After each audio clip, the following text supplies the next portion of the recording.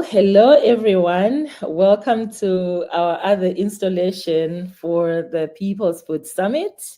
And with me today is Rosinah Mbenya, all the way from Kenya. Hi, Rosinah. Hi, Precious. You're welcome to our broadcast today. Thank you. I'm excited to be here. Yes, this is a World Food Day installation 2025.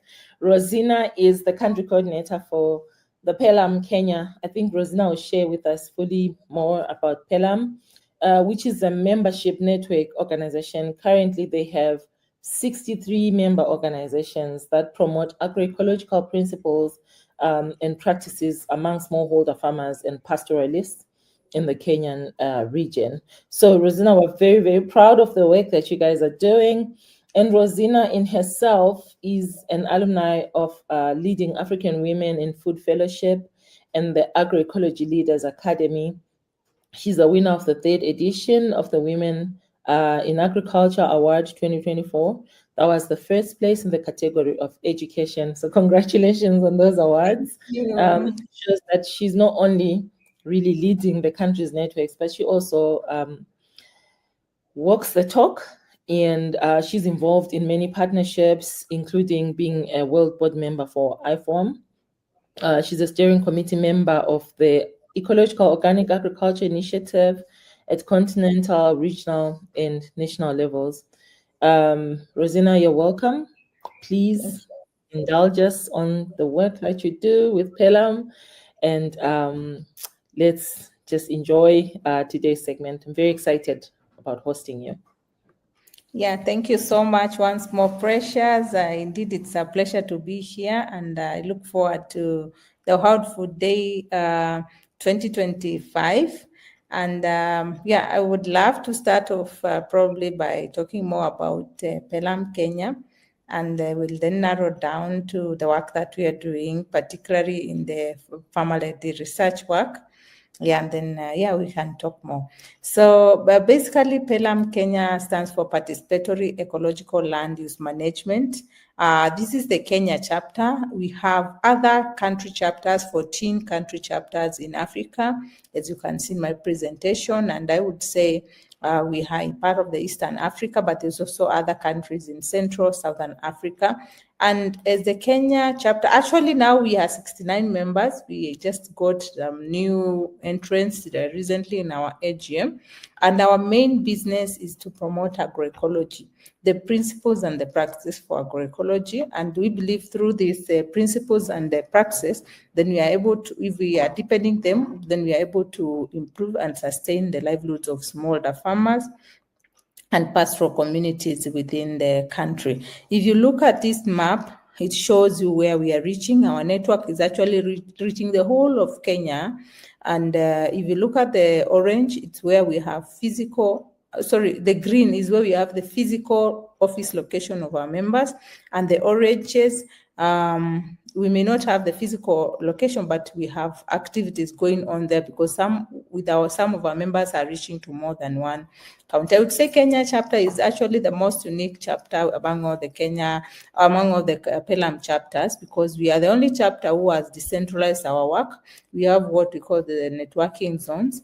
As you can see here, we have the biggest being the Rift and Western Nyanza zone, which covers this part. The Rift and Western Kenya part. Then we have the Nairobi and Central. It has the highest number of members. It's a very small spatial area, but highly concentrated with a lot of work. It's this part of the Kenya. Then we go to the Lower Eastern and Coast all the way here. It gives us 11 members. And then finally, we have the Upper Eastern and Northern Kenya. So those are the areas that we are working. And just to summarize in that, as PELUM Kenya, why we are formed is that with our network, we believe that we can do much more than what a single NGO or an organization can do. So we bring ourselves together in numbers. And what is it that we are doing more? One, we provide room for capacity enhancement, whereby we train our members on various topical issues. And this includes even practical trainings. Actually, we have a unique model of the trainer of trainers approach, where we train the extension staff from the network, and then they are able to train the farmers. One of those success various projects like the knowledge centers for organic agriculture, where through the work that we are doing, we have been able to train like 421 multipliers.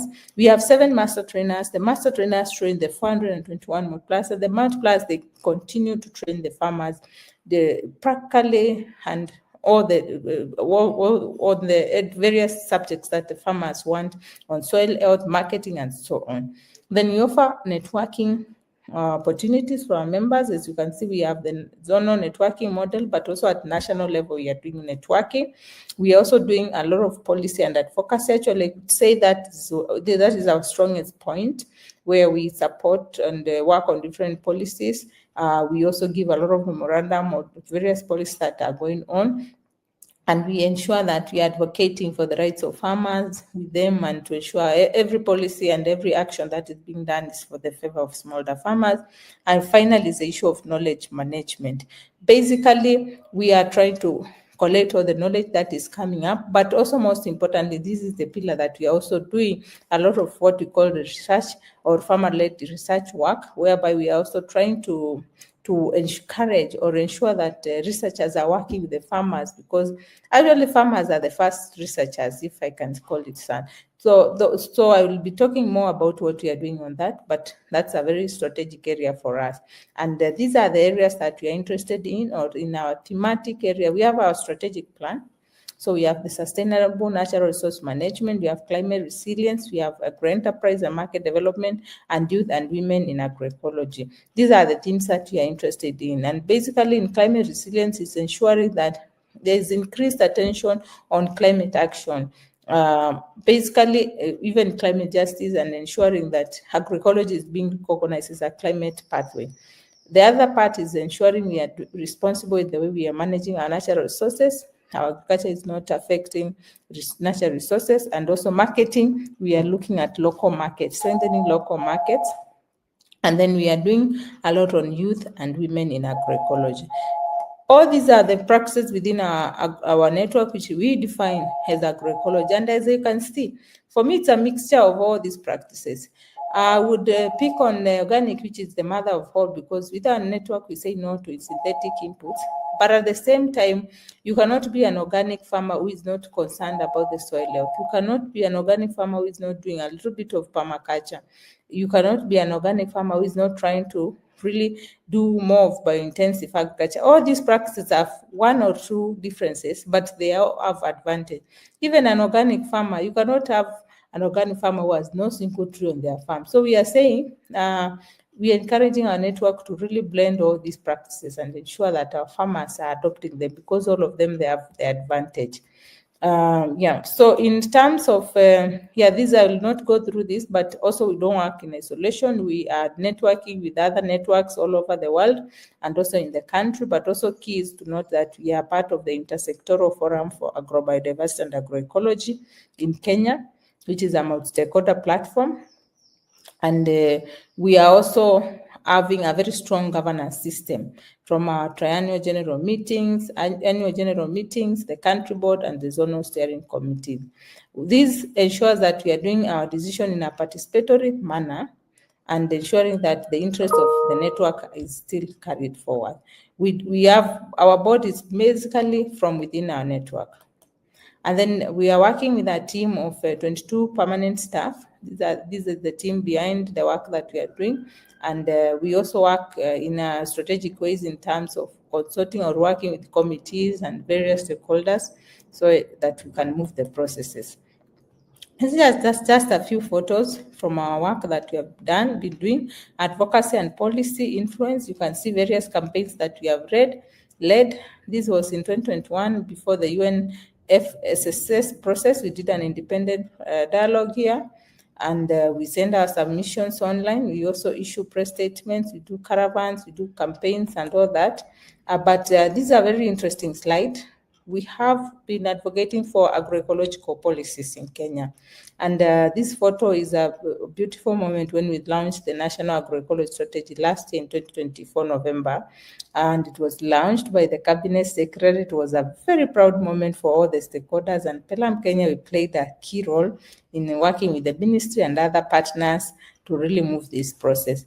We have also signed several MOUs, and not only the MOUs being signed, but we are working with various counties because Kenya is a devolved system of governance. So we have signed an MOU with Laikipia County to support the agroecology strategy process, and it's already ongoing. We have already the Makueni, we have supported the process. Actually, the policy is already passed by cabinet. And yeah, this was in the launch of Vihiga, and even other counties which may not be here. For example, Busia, we have been working with them. Yeah, so there are several, even Nakuru County, that we have been working with them, and we are very happy that we are able to support these counties on policies.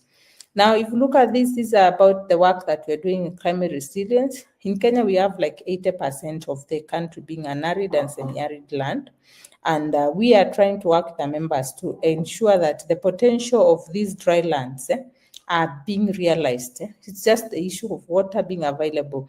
I know this may look like unsafe ways of water harvesting, but it's just showing that the efforts farmers are really making. And if we can all support them to do even better in terms of water harvesting, they have a lot of potential to supply and be part of the food, local food.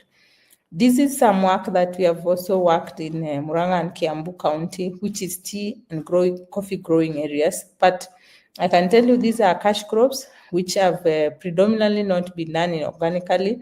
But I'm happy to say that farmers have recorded a lot of increased yields from coffee and even tea when they have converted to organic, and they are proudly doing it. Like you can see, this farmer is doing coffee, and this is how she also prepares compost.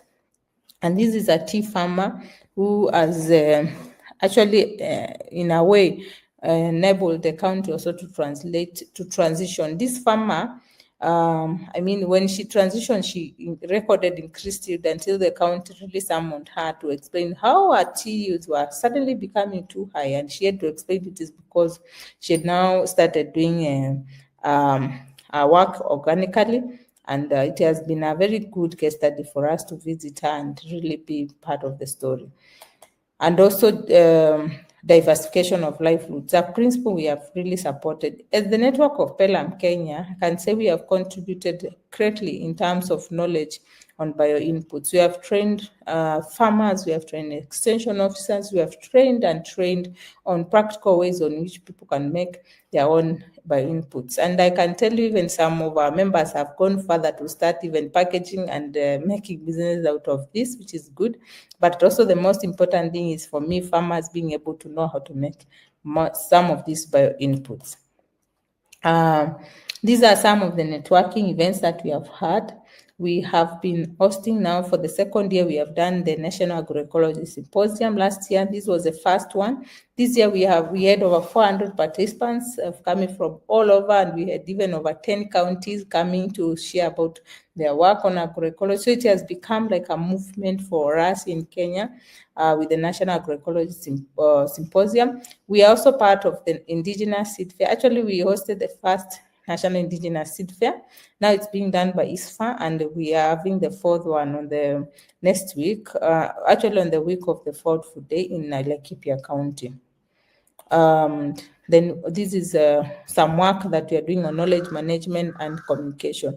You can see a lot of documentation. These are some of the members who are now packaging their organic fertilizers. This is one of our members' work.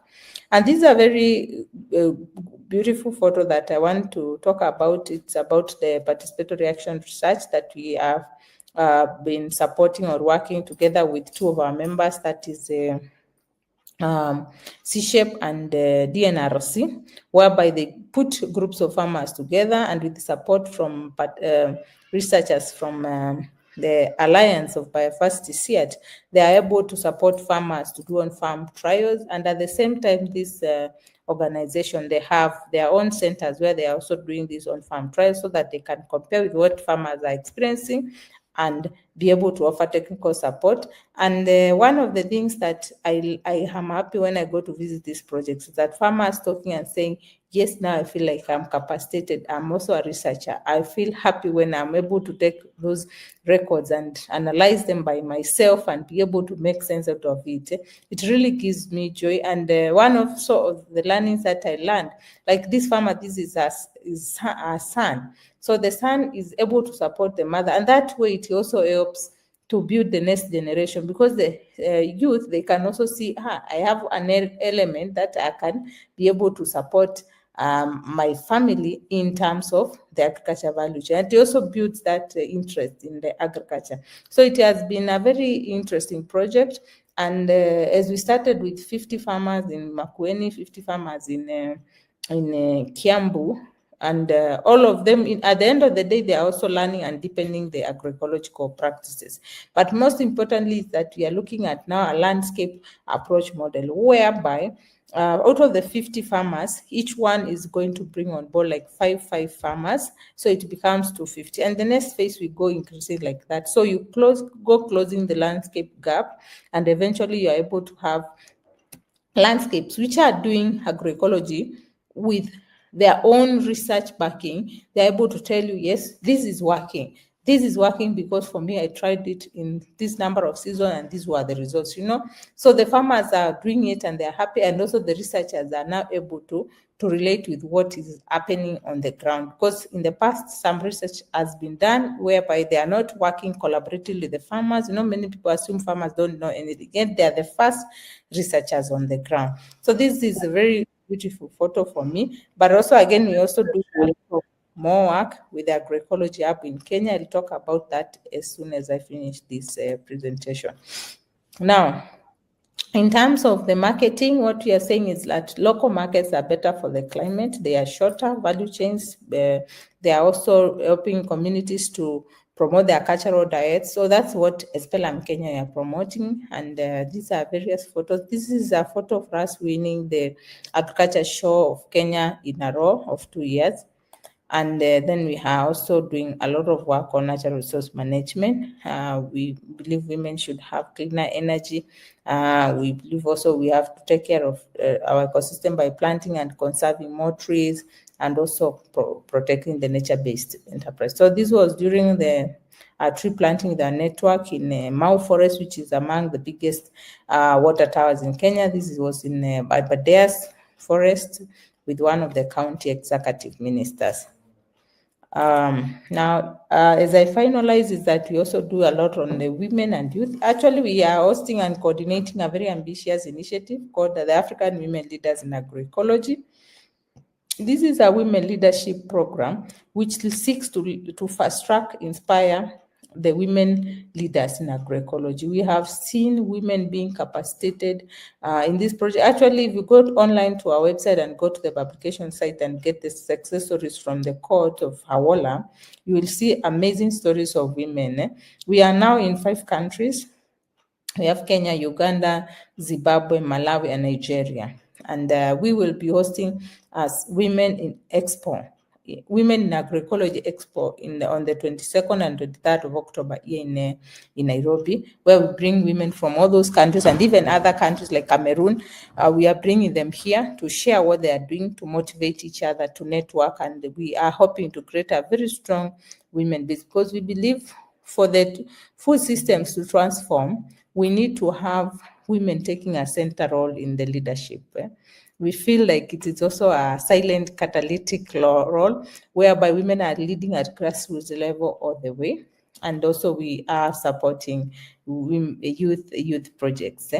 Yeah, and then in a while, we also are active in the media, talk about our work and to also push about issues.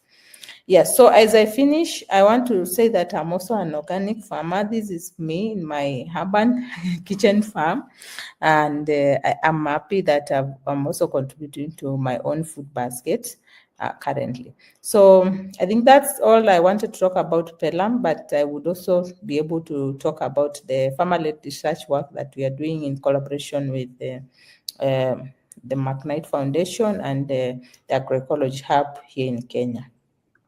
I don't know whether. Wow, thank you, Rosinah. This is amazing. Yeah, honestly, thank you for sharing the growth as well, Because just the other day, you guys were 63 members, and then there's like 6 more. And you would think that, 60 something is quite a lot, but there's people are still coming on board. So that's really amazing. And also like seeing that you are also a hands-on farmer yourself.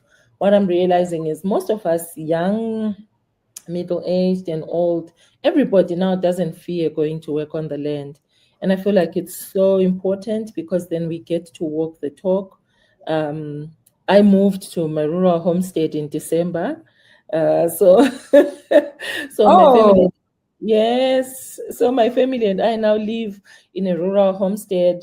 And it's so nice because you're now 100% on all the lessons. I mean, I grew up rural, but then now to do it on your own when you're grown with your own children and your own family, it's a different ball game. So that means when we're talking about this, we also talk about the struggles that we know and that we are aware of, and I'm finding such joy in hearing that.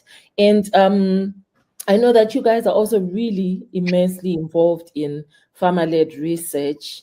You say the statement that most of the times it's assumed that farmers don't know anything.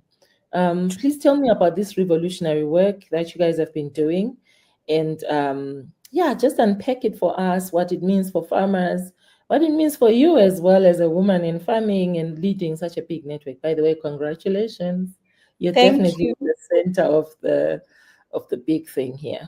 Yeah. Thank you, Precious. Indeed, farmers actually they are the scientists and they are the researchers. I'd say that. And for me, I think this journey of participatory actions research started in 2018, whereby I was at PELUM Kenya as the head of programs, and at that point we had one of the researchers, Beth Medveki, involving us in some scoping study that was being done in Western Kenya. I particularly was with her, and during those scoping studies, our main intention was first to understand what are the challenges or what are the experiences farmers are having in Western Kenya. So we traversed Kisumu County. We also went to Homa Bay and Migori counties. And in those counties, we would meet groups of farmers and really, we had a structured way of engaging them. And we would then dig deeper to understand what are the main challenges or areas that they would that they were experiencing. And also something that we were of interest was the issue of the Tifrosia fogeli, which was a plant which was introduced in Western Kenya. And we also wanted to know how farmers are using it and what opportunity does it have beyond what we know. So this experience exposed me to a thinking that, hey, scientists can also work with farmers. Sometimes when we are learning, we feel like scientists are up there and farmers are in a different scale. So for me, actually, it was a learning experience. And after that, that did not end there. So we continued the journey. And then in around 2019, we started off with the Agroecology Anchor Hub, which is hosted at Manaus. And we were able to synthesize this results from the scoping study to really know what we were to the next areas of study. And one of the things was actually on the Tifrosia was to take these samples, because we realized there are some farmers who are saying the Tifrosia is not working to them on some aspects, and others who are saying it is working to them. And we took this to the lab in the UK, and we realized that there were effective chemotypes and there were ineffective chemotypes. And later, further, we even deepened the research and to found out there are many other uses for Tifrosia that farmers were not aware of. For example, it could be used for ticks, it could be used for brooding of chicken, and so on. Even in the farms to control like these are rodents that eat root crops and so on. So it was a very interesting study.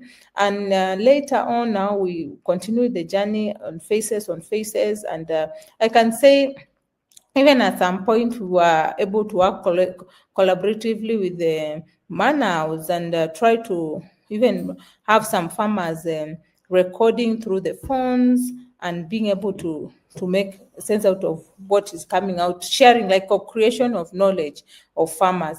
But also, I could say that some of the research that we have that have been done through the Agroecology Hub is, for example, soil health, farmer research networking, like farmers being able to compare different trials. For example, Boma compost versus Lab versus biochar, how even being able to work on them on various pests. For example, the striker weed also, which is so common in Western Kenya. And through this, actually, I was so excited when last year I visited some groups who have been working with like REFSO, one of our member organizations, and they were giving a testimony of how they have now been able to manage to be able to manage some of these challenges like the striker weeds and all that through crop rotation and so on. And I also visited a farmer where I found that farmer had grown this Tifrosia in numbers, because now, the research also informs action, it doesn't end at the research just there. The other thing is that through the Agroecology Hub, we've also been able to come up with like a biofertilizer farmer research networks, whereby the farmers are testing different biofertilizers like the bokashi, which has been so much common in the PELUM network, the Supermagro. One of the things is that the Supermagro wasn't working well, but the bokashi was very effective. And I mean, then the farmers have been able to really scale it up, and they're actually even being able to influence their neighbors. And the interest, so to just hold you right there, I'm really like getting intrigued, because there are some of the plants that are helping in pest controls, rodent controls, tick yes. controls. Yeah, so when you're talking about bokashi, even here in Zimbabwe, I really would attest to say the bokashi biofertilizer is really taking root, like massively. We have lots of farmers now really exploring to say, because it introduces or reawakens the microbes in an environment. So farmers are finding lots of good use for it. So I just wanted to say, yes, I hear you. We see you, and you guys are leading in this research. Yeah. Thank you. I'm so happy that in your country that you're also having this bokashi working out for farmers. It's actually become like a magic soil health amender, and it's really working for many farmers in Kenya. Yeah, so, and I've seen the farmer research, like research work, ensuring that it is being like it catalyzes the absorption rate in terms of how farmers are taking up the technology and so on. Yeah, so I think the other areas that we even had some farmer research networks on income generation, by the way. We were able to look at how farmers are really working. Like, for example, we have some of our network members doing aloe vera, doing a cactus, we co-created and tried to even document what they are doing, and how to to even profile it for the business. And actually it helped also farmers in terms of emphasizing on the value addition, diverse products, and the marketing approaches that are suitable for various farmers. And interesting is also, I go back to the Tifrosia with the farmer-led research that we did with the Tifrosia. Manaus, which is one of our members and the host to the higher up, they have been able to start multiplication of the effective chemotypes at Manaus. They are able also to dry and process the leaves for use as biopesticides, and they have also been doing experiments of how to increase the leaf production for the control of ticks and the fleas and the poultry. So at least even some of the farmers have been able to even do research on ash brew, for example, which is also a biopesticide. And yeah, I think there's a lot of learning, and the good thing is that we also are able to even empower farmers using smartphones so that they can also learn together.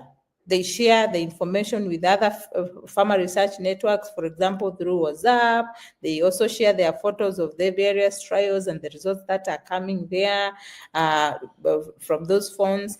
And even as we cooperate, the farmers and the researchers, another angle that has been good is that the various organizations that are part of the Anchor Hub, we started with around 28 organizations. We are able to come together every year and also co-create knowledge together and co-think about our strategies together, which is also helpful.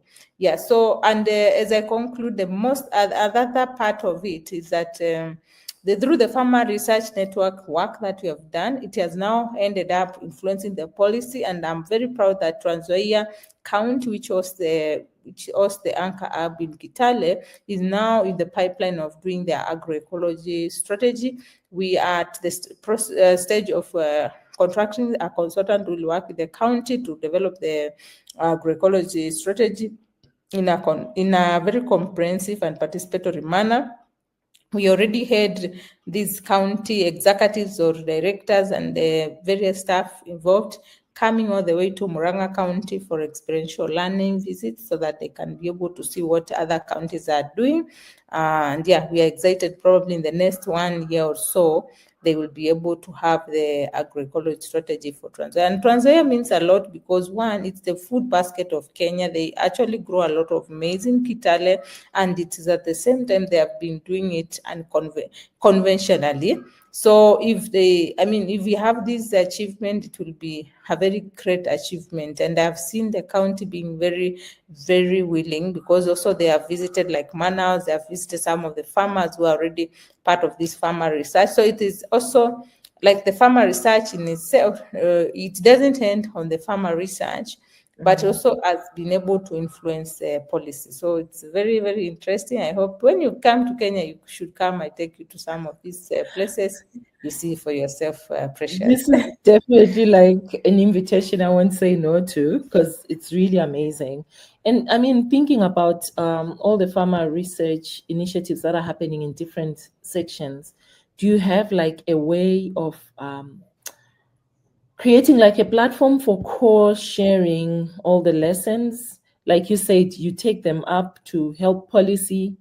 And by the way, congrats on the agroecology policy. Thank you. And all the counties that it has been signed in. Those are landmark achievements we cannot ignore. So how are farmers learning across each other or across NGOs? Yeah, I think one of the platforms now we have set up is the National Agroecology Symposium, where we bring farmers, we bring also the policymakers and every different categories of people. And in those sessions, we create room for, like, for example, different panels where they can share about the work they're doing. And farmers are also invited, they're able to share. But even at the county levels, we have, as I mentioned, we have been organizing those experiential learnings, and we take advantage of those areas where we have been doing this farmer research. We are able to take the policymakers there so that they can interact with the farmers. And also we facilitate our farmers to go to various policy processes and events where they can be able to showcase their work, they can network with other people, and they can share the results of the work that they have been doing. But also we are doing a lot of documentation to ensure that we document what is coming from the farmers. And also we are encouraging all our members to really adopt the farmer-led research as a methodology. And I'm happy now we have, for example, as I mentioned, we have C-Shape, DNRC, and also we have HIPMA doing a lot of farmer-led research. We have FREFSO, CREP, who are also part of the Macraid collaboration, and they are doing they are doing the farmer research networks. Yeah, but overall we are also scaling up that within our network so that we can have more and more, because it's a model which enhances, yes, favorable policies, also enhances adoption of agroecology practices, and also enhances conversion or preaching to the unconverted. Yeah. Nice. That's really amazing. Thanks, Rosinah. Honestly, also thank you for your leadership, because I've also experienced you in the symposium, I think the farmer-led research network gathering that was in Kisumu. That was last year, right? 2024. That's about a year ago. Yeah. Yes, about a Yeah. year So ago. there was a big partnership with the government, the universities, and international donors and funders. So, I mean, I think from what I've heard you say, the research approaches that are led from the ground by farmers do not only really improve the quality of farmers that we have, but it also improves the farmer confidence. The farmer Exactly. confidence in pushing back um, conventional farming, in pushing back farming that is unhealthy both to people and the landscape. Because once they start to see results, the results will not lie. And the notion that farmers are not scientists is absolutely not true. True. Yeah. Yeah, like farmers know when it's about to rain without a humidity tester. They know this year will be good or this year will be bad. They are the ancient trekkers. They know, they know most of the things. All they have needed from us and from networks and women like you is just a shoulder to say, hey, you can lean on us. We have this platform. There are people from the university, and you guys, you are equals and you have different skill sets, and now look at what you have built. I mean, it's so inspiring. And where can you guys be found? Are you on Instagram, PELUM Kenya? Where can people find you? Yeah, thank you for that question. Actually, we are very active on social media. You Okay. can follow our website. We are on the website www.pelumkenya.net. You can also follow us on Twitter or X. Yeah, we are also on LinkedIn. We are on Facebook. Yeah, we are not yet on TikTok, but yes, you can find us on or follow us on those channels. I don't know how TikTok works, so it's fine. And I think Rosinah, you're Yeah. on LinkedIn too. So yes, people can also follow you and really learn so much from you. I really generally appreciate you personally because you're so grounded, and the few moments that we've met to work together, and we've been lucky this whole year, last year in Kisumu and this year in Brussels. It's been really refreshing, and it's amazing to have leading women. So this is World Food Day recording. What's your message to the world on what will eventually transform our food systems? And yeah, any message that you have at all as we close off our recording. Yeah, so I also want to recognize you, Precious. You're also doing an amazing work at Regeneration International, and I really congratulate you.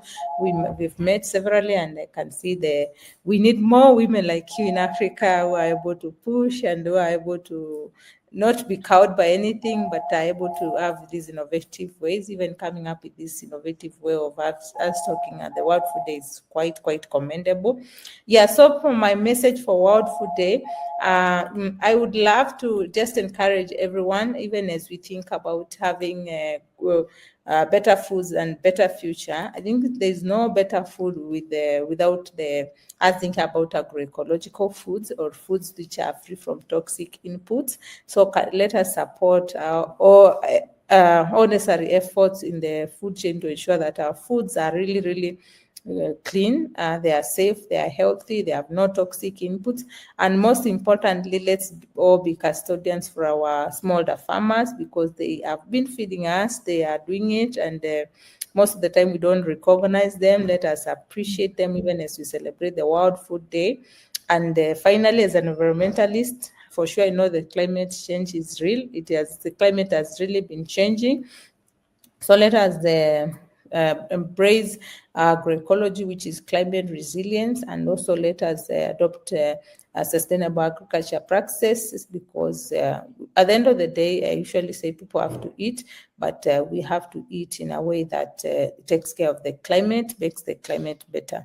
So the future is bright if we are all able to take our small actions and make the world a better place. Thank you, Rosinah. You're amazing. Really appreciate you for your time. Congrats to PELUM Kenya and congrats to Africa for people like Thank you. Thank Thank you. you, guys. Thank Yeah. you.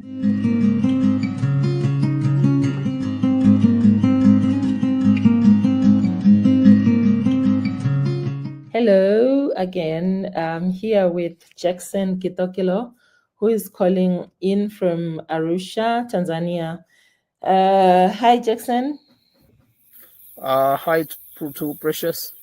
Yeah, thank you so much for coming and for being with us today. So, Jackson, I think we were introduced by Andre because you were part of the regenerative organic agriculture class that was being directed and taught by Andre. So, your story is amazing. You are here today to share with us some pictures. So, can you say hi to the people? And then I'll introduce you briefly. Yeah, thank you, and good evening to everyone, or hi to everyone, because our time could be different. And Precious, really much for reaching out to me. I really appreciate also much to Professor Andre.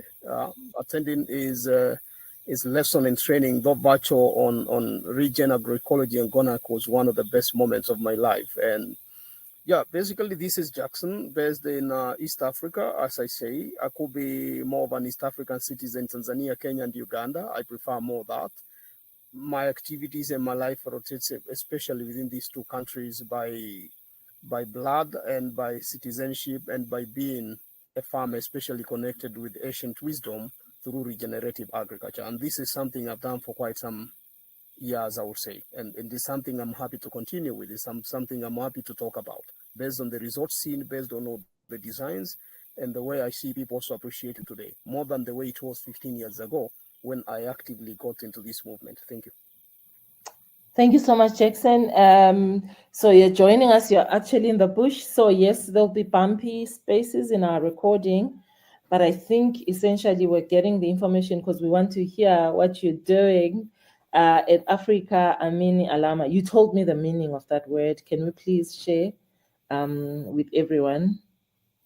Yeah, I think it's fundamentally important for me to mention that one of the projects I am currently helping coordinate is with Africa Mini Alama, but on personal levels in other capacities, I've been advising on many. One of the, or to say to begin with, Africa Amini Alama have the word Africa as Africa is a continent. Amini is a Swahili word for believe, and Alama is Swahili word for mark. So Africa Amini Alama has got the ideology of ensuring if you believe in Africa, you must leave a mark in it. That's amazing. Thank you so much, Jackson. I think we'll just Thank you. go on and record while your network is still agreeable with us. Really appreciate the sacrifice, and it's evening for both of us. So nice that you're doing this. Can I go straight and beam your first presentation? Yeah, thank you. Thank you very much. And we'll proceed from there. Water is food, and resilient seeds or seeds of resilience is something I really hold dearly in my heart. Just to begin with, and like you said, I'm in the bush, ancient wisdom is shared across our life. Off-grid life is kind of something that our parents also envisioned, but really trying to look at in the space of modernization and the futurism remains a very fundamental aspect. And that's why for me I value off living in the bush and so forth. I find it so nice. If you look at my background, it's plants and so forth. Interacting with nature at direct level is the same thing when we talk about food security and so forth from a farming perspective or a generative perspective, ensuring it's a living ecosystem. Now, two topics that I will dearly be willing or I'm ready to talk about. One is food as water, and the other one is about resilient seeds and how they seem like unforgotten. And to say water as food, it's important for us to just realize or ask ourselves, what is the biggest percentage or composition of earth? Is it not water? If we study plants in terms of biomass, is it not water? Our bodies, what percentage makes it quite big? Is it not water? If we talk about a farm, is water not important? If we talk about dry land, is it not water important? If we talk about food, we cannot talk about food, what we eat minus water, because If the plant itself by more than 70% needs water or contains water in its biomass, we ourselves, we are got a higher percentage of water. Planet Earth, where we are in, is of water. Then water is part of food. It's looking at it from that perspective. Then we understand, just like we say, water is life, food is important, is the same way. We cannot fight hunger without being food secure, but we can never be food secure if there's no water security. The ancient wisdom picking from our forefathers is water sovereignty was very much important. That is why they mastered the art of seasons. That is why they knew there was a god of rain. That is why they saw there was a god of rivers, of lakes, and so forth. And sometimes from my thanatological learnings and sociology, I have a feeling some of these superstitious forces did not exist, but our ancient forefathers just decided to develop stories and myths to ensure they secured the rivers, they secured the lakes, they secured the rainwater, and they secured everything, because that water was much important, just like the food on the table. If we sit down and ask ourselves, the water is not there, how would the plants survive? How would our own life be like? How would the planet Earth be like? Therefore, water is food, just to say that. And if water is food, it's more equal or more the same having resilient seeds, because there is no a better version of saying that water is food and on one side we don't have resilient seeds. Resilient seeds sustain water and they really use the existing water cycle to really stay for a longer period of time, to use it effectively and support human life. Yeah. From the first photo you just shared, and now we have moved to the second one, you could quickly look at the land and see in the topsoil, it looks wet. But just to say, that is a land that has stayed nearly 4 months without rains. But the biomass on top, in terms of mulch, in terms of dry mulch from the pigeon peas and lablabs that were grown there, part of what I will be highlighting as resilient seeds and the resilient plants, they have planted water, and on top what looked is that the soil is wet. 4 months of sunny period. When you look at this photo here, we had maize mixed with sunflower, and then on the lines or alley lines kind of is pigeon peas, and then we had also black-eyed beans inside. And the reason is one will fix nitrogen, others are cover crops, maize is growing, and not just maize, it's about the colored maize, part of the ancient maize that societies or those who began with them from the global north have always held them dearly. And these are heirloom seeds. I have been growing them for the last 13 years since my interaction with them. I have had kind of a better harvest. It's not just those who say regenerative farming is difficult. I've seen production per acre rise from 7 bags to 38 bags in a very mixed system I have done with no synthetic inputs. But what do I do? Wow, that's amazing. Yeah. No, I was saying that's amazing, Jackson. From 7 to 33, 7 bags, Yes. to 33 bags. And then it went to 37. Wow. Over a period of how long? This was in, it began with 7. The next season it went to 11. It went to 17. Then from 17, 28. From 28, it went to 33. 37 in 2 years period. Because here we do 3 seasons in a year. Yeah, that's amazing. Honestly, that's really such a beautiful story. Yeah, sure. So do I continue? Do I click the next slide? Or you want to try and click the slides on your own? No, move on. Okay. Yeah. So I said the foundation of successful security in food is a foundational understanding that water is food. Without it, the crops will not grow. Human beings as ourselves will not be there, and the planet Earth is going to be empty. When you look at this system here, sometimes I call them nature's way of building water storages. In how nature will do. This is a place like not made by an excavator, but by elephants that were like dancing and so forth, and the place people moving soil. Eventually wild animals will come along, and before people came here, if I'm not wrong, this is part of the Dakacha woodland in coastal Kenya. And you see, eventually what comes in is that it rains and the water holds. There is no plastic bag down. There is absolutely nothing made from us, but the animals, when they walk there, their hooves heal, their hooves kind of in a way compact the soil, and when it rains, water holds there. My biggest question then comes in: if nature has got the audacity to design its own natural dams, all the water that is going to support domestic animals, is water not relevant? Water is practically relevant that even nature designs on its own for those who cannot speak, for those who cannot dig like us, for those who cannot design like us. Nature designs for them and does it like you're seeing in that photo. And that's the reason why nature does it, is because nature by itself realizes water is practically potent as food for these animals to survive. And I think one of the jokes I ever had is that if you think water is not life or water is not food, then minus it and see if earthworms will not die. And if earthworms die, one of their commendable work they do as soil engineers is making the micropores in the soil. If there are no micropores in the soil and releasing the good nutritious soil with a higher organic matter content, then what happens when it rains? The hard pan on top will always have the water getting washed and disappear.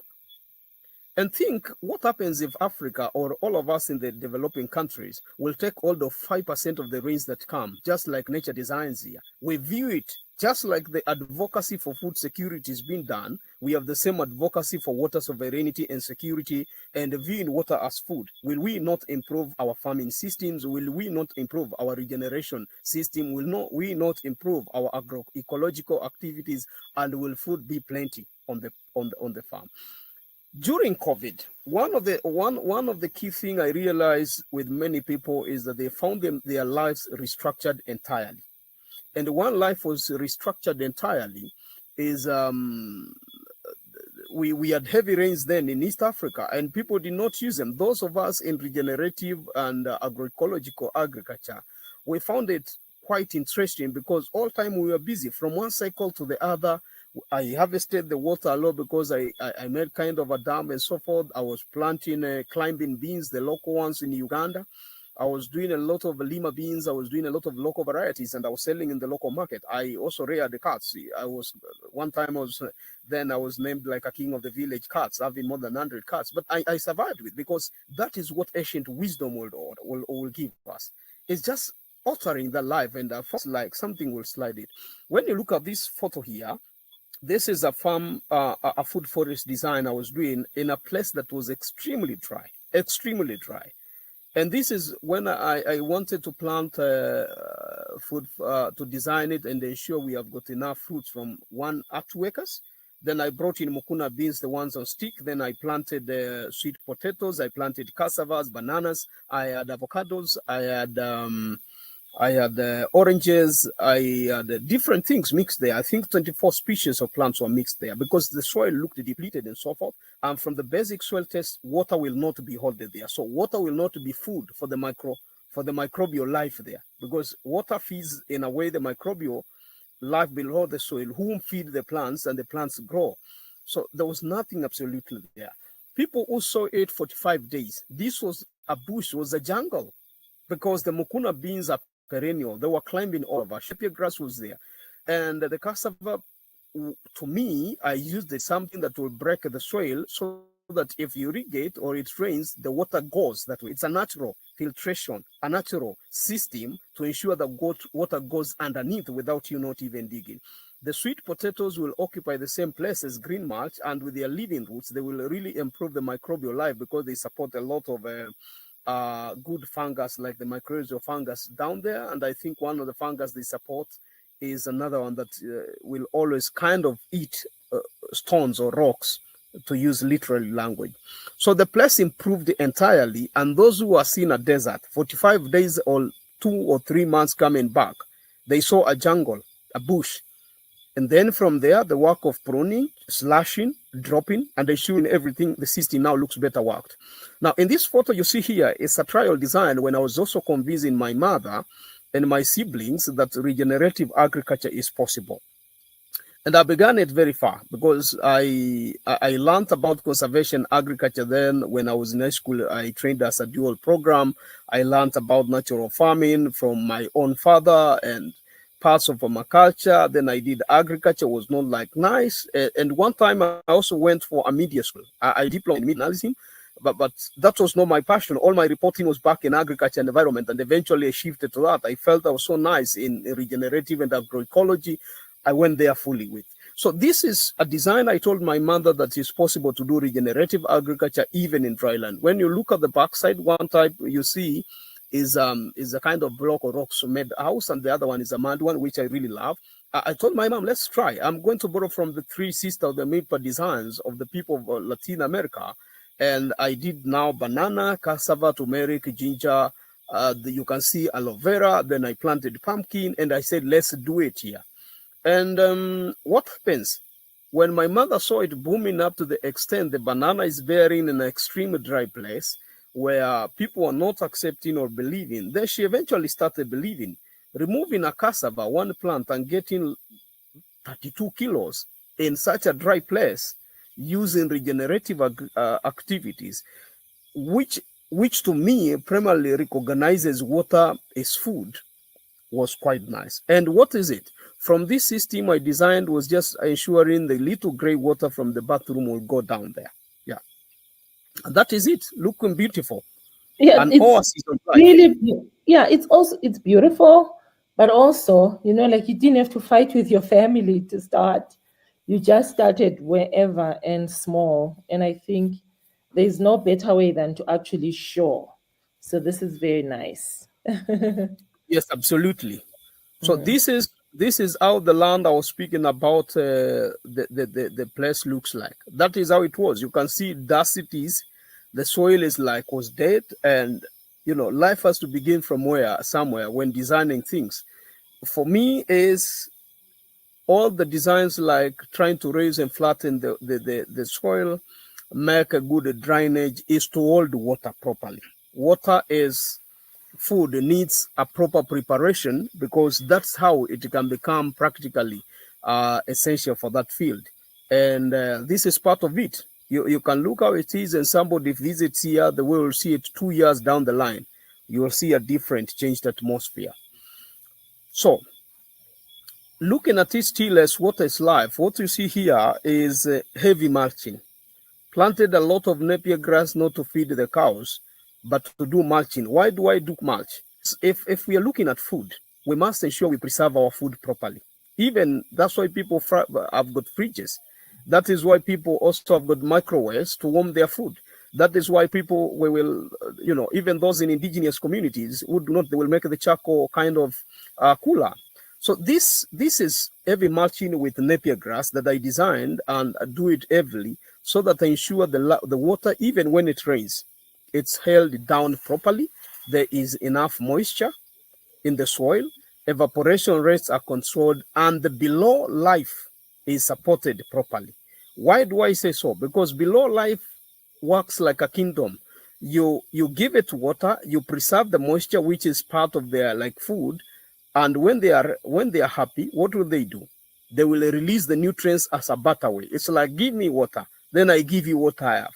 You don't give me my food, then I don't give you what food you need. The same thing happens with the plants. And making people see the napier grass or the elephant grass is important to use as a mulch, not only for animals, was not an easy case. Even telling people to plant it so forth. But eventually people start realizing I was not mad. Six months down the line, when you look the soil, you smell at it. The soil smells life. You look at their design, it looks different. You walk in that part, the temperature is naturally controlled. You look down, you can see earthworms rambling. You look at the plants, they are smiling. That's what happens when we eat foods that we love. You will see people smiling and becoming happy the same way. Water needs to be captured and stored. respectively. That is the basis of even ancient wisdom, grasses and so things to go down. But that's not what they are doing. What they are doing is that they are really trying to ensure there is no naked soil, so that when nature's food comes, water is basically covered and stored. Thank you. Amazing. It's more like the continuation of the other one. That's a proof that holding water or storage water naturally is not something difficult. You just have to design your systems respectively. And at one point I felt like, because I've learned quite a lot, other than little knowledge I caught from schools and so forth, reading a lot from books, YouTube. When I had the session with the Regeneration National by Dr. Andre, was like a reinforcement of the ideologies I've got. And this is viewing water as life. You must store it effectively. So still doing a lot of mulching to store what is underneath properly. And one thing to store properly is water, so that even when it's extremely dry, things will still survive. This is a drier place, but you can see bananas growing, beans are there, the other plants are coming, and people will wonder why. You harness the solar energy, you harness all the energy, the wind and so forth, but the water itself is also part of the energy cycle. And then here it's well utilized. If Africa will do this, then we will not be food insecure. We will not be crying about this. This is my realization as a part I've dealt with. And I've been here for the last 14 years and above, if I include the period of with my mother, the natural farming and so forth. So it's possible for us. One of the friends was sharing with me 2 days ago how he spends on less than $5 in a week in terms of food. Wow. Why? Because on his 1 acre plot, he has designed a system to feed him for nearly 1 year. Wow. If he wants eggs, he has poultry to pick. He is doing C2 composting. He is doing every mulching. Earthworms are there. The hens can go eat and turn the soil. The food is there, plenty harvest for the year. That's what looks at. But the basis of what he says, using less than $5 to buy foods in a week, is supported by one thing: water. He has just developed mechanisms that can hold the water in his drier place and support life, the plants, the animals, himself, increase biodiversity, wildlife. And for my belief is that if wildlife, or rather biodiversity, is happy, you will always get a precious appreciation in terms of the biodiversity services. And that token of appreciation from nature, including oxygen, is very important to support your life. I like this word, token of appreciation from nature. It's not only just a harvest, but it's nature also giving you its joy. Yeah, sure. Yeah, and the packages of life. This is such deep words and words of wisdom. So is this your plot of land, or you work here with a group of people, the ones? Well, this is part of my land. Yeah, that's amazing. Yeah. So that's part of the other field. I said I planted quite a lot. What you saw bare, empty and that's how it looks like 1 month away. This is a special type of vegetables in Tanzania called matembele, which is edible sweet potatoes. The leaves are edible. The tubers are not so much edible. This one is edible. So common here in Tanzania, parts of Uganda, especially ones bordering Tanzania, and also Congo and parts of Kenya. So you see what it did in just less than 45 days. It's green. Yeah. It's amazing. You walk there when it's extremely sunny now, 3 or 4 months when the rains have gone, you look, you just lift them. It's still wet. That's a natural way to store water. It's a natural sponge. It's how nature will do its own course. So in these ones, if what I will do most of the time is kind of slash it on top, let like drop, slash and drop. And once it goes down, it becomes like a green mulch. That is food for the soil organisms. And then new leaves come, that is we eat, then start making circular holes inside to plant more things I will need. And if I would want to change there, what will I do? I don't want to lose water. I will now introduce my crops, even if it's cucumber. Wait as they become bigger, the way I reduce what is already there until eventually they have the entire place. Yeah. This is incredible. And so these are some of the deep well thought out lessons. I mean, you're chatting like you're reading from a book because you've interacted so much with water systems and food systems on your landscape. Why Yeah. has this journey been very important? What inspired you at first? My inspiration to get back full to this and view water as life is having been born from poor family, living in semi-arid areas where food was difficult. My father struggled with the path of natural farming the majority will not undertake, and I saw how life was difficult was. And one time when we were growing up, we used to cut down trees and make charcoal to survive. This is something I've done for quite years. I've been a tout. I have done quite many things in this world to survive the pangs of hunger and life. But wherever we went to cut down trees in the forest or in the bushes, one thing I will always observe is why are things inside the bushes still thriving, looking much nicer than what we have at home? Like those ponds inside bush, inside the forest and so forth. I'll always wonder. So the curiosity is what over the years has moved on, started making me ask myself, is monkeys and baboons in bushes, vast bushes where human activities are less, they get enough food and survive? And then borrowing from the biblical talk that birds of air do not till the land, but they've got enough to eat and even maybe store for the future. Then what exactly is about us? And that is when I started looking things from the thinner perspective of how people were viewing it and said, let me try it out. Because he who does not try dies many deaths before the actual death. And Yeah. from my trial feed, spending my own money on small plots and doing it when everybody was thinking I was joking, this is something got me nerves because people thought I was very mad at trying to do all these designs. Eventually, led me to realization I was not wrong. You Reading know. books, watching videos, I realized I was the correct path of life from a small scaler to a large scaler because the largest project now I am helping here design is for more than 250 acres. Oh, wow. Congratulations, Jackson. Honestly, this is amazing. And you are definitely the right person to talk about resilience based on the stories that you've shared on this platform. And honestly, you bear the story of many Africans, Most of us grew up rural, life wasn't easy, but it's amazing when life takes you to this path of discovery.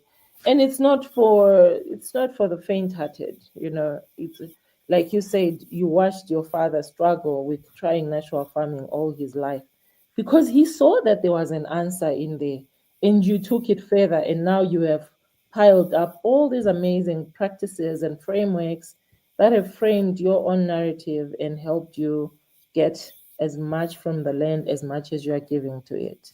So that's amazing. Absolutely. Yeah. Yeah. So do we try the next slide? There is that ugali or Yeah, that's ugali made from the heirloom maize. wow, that's amazing. And this is the segment where you talk about the forgotten seeds and foods, yeah? Yes, that's why I thought it's nice to show people like, look how wonderful the food is, and you think Yeah. it's forgotten. It's you who is forgetting it. Yeah, So beautiful. Okay, you can go. yeah. Well, thank you very much. Could you, if possible, have a view on the first slide because Okay. it's super All right. interesting for me. Yeah, this one. Yes. Mhm. I really appreciate Precious for the opportunity to talk about to look also on the context of forgotten seeds or resilient seeds, because there Mhm. is a very big connectivity between water as food and resilient foods. Two things go hand in hand. If we want to ensure that we are food secure even at family level, because that's how I view regenerative agriculture is for firstly for yourself, your family, your immediate community, and surplus goes to the market. That is the Asian that our fathers built life. And this is what you find on the tables of the Asian people. Ugali like this one, made from the colored heirloom maize. Somebody will think it's sorghum, but there's no sorghum here. That's super interesting. It is packed with the seeds of resilience, And also seeds, maize seeds that use little water give you bumper harvest. When I talk about seeing rain to 37 or 38 bags of maize, this is the kind of maize I'm talking about. You are getting the seeds, sun dry, return it back to the farm for all these years, and exactly you get that number of bags, and this is what you get in on the table. Is it not beautiful? If we ask ourselves, does it not look nicer than the white one? Oh, it does. It's really beautiful. Yeah, exactly. But it's forgotten. How many times do we see kind of ugali, this one on our table? How many? I honestly thought it was red sorghum at first, because that would be the red sorghum in our end. If I ate gray, it'll be millet. Then there'll be the dark brown, which is the finger millet. So that looked like red sorghum. So that's amazing. And one good thing about these seeds, they use little water, leave a lot of nutrients in the soil, naturally weed for your farm. They increase biodiversity and support wildlife, and they harness as much as solar energy in your farm. Sometimes when I was growing this maize, it was so much interesting for me after being on the computer writing up documents, walking to the farm and seeing birds fight for this maize. At times I will not wish to send them away. Well, it looks like foolish in a way, but it was also interesting for me asking myself, why are birds fighting for this colored maize and not the white ones? The secret is the nutrients inside here. The realization that these ones are using less water, but very nutritious, that nature can even tell you. So using birds or items or even creatures of nature to tell you exactly what is nice is something I've learned and observed over the years. What is really nice for yourself is what nature creatures will always go for. What doesn't look nicer for you, they will have lesser time with it. And this is it. Imagine having this on your table. How will the kids look like? The exceptionality of them in the village, in the district, in the country. It will be very wonderful. Now, if you look at these beans here, it was interesting for me to share because I began with should be less than a quarter kg. We have different types of butter beans here. Some of them are pole beans. We have the Kenya landrace variety that was discovered in Kenya in 1952 and then kind of disappeared. We have the black turtle beans, which is very generous. I would say it's one of the most generous variety, heirloom variety I've ever seen, because in terms of productivity in the farm, it's so wonderful, the black one. And all these ones are packed with the nutrients, better than even the hybrid varieties and so forth. Just imagine the one looking like a zebra with black and white strips, discovered in Kenya 1952, and then often said it's disappeared. But that one is packed with more nutrients than all other things we have here. If you look in the designs I have planted, the resilience of these beans versus the other ones, these ones will sustain even when it's extremely drier, more than the other one. That will sustain even when it's extremely drier is equivalent to tell you that one has got more nutrients than the other one. Yeah, that is a sample measure, I will say, of how Asian people look at things. And if you go to look at the density, will be more the same. If you eat that, then is the best, because the principle of perennials is very important to support systems, even when seasons do not really look nice. Often said is a poem like Joan of the Ark, Noah of the Ark, both of hard work never looked back. If we really want to move forward, we must pick things that are right. To support water as food, then we need to ensure we have got resilient seeds. Because if you've got hybridized and kind of all these things done in an unfairly way, then that one doesn't support. Now, here is an interesting story of two things: water as food and then resilient seeds. This is pigeon peas, the varieties that we started with all the years, not the modified ones.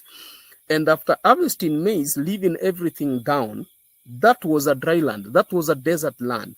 Look how 6 months down the line looks. You have pigeon peas there to harvest. You'll have it to feed your kids. But at the soil level, water is conserved. Microorganism, microbial life is supported. And then what do? They butter you. The pigeon peas, which is also perennial, will fix a lot of nitrogen in the soil. Is this not something that is beneficial? Yeah. That's really amazing. You know, So walking here at one time, I found it. So this is how many months of Yes. dryness? The pigeon peas survive how many months after the rain? 3 months, 4 months? No. This one can stay even for 3 years. It's up to you to decide when you want to remove it. Wow. Because after rain, you take 7 to 9 months before you harvest it. Yeah.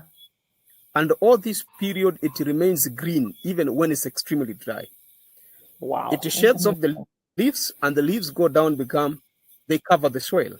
They feed the microbial life, and they support everything there. Yeah. This is an interesting story. During my life of COVID, I got heirloom seeds of tomatoes from different parts of Africa. I think some of them had got from the dry parts of South Africa, Latin America, Africa. The small ones are cherry tomatoes are collected from the world.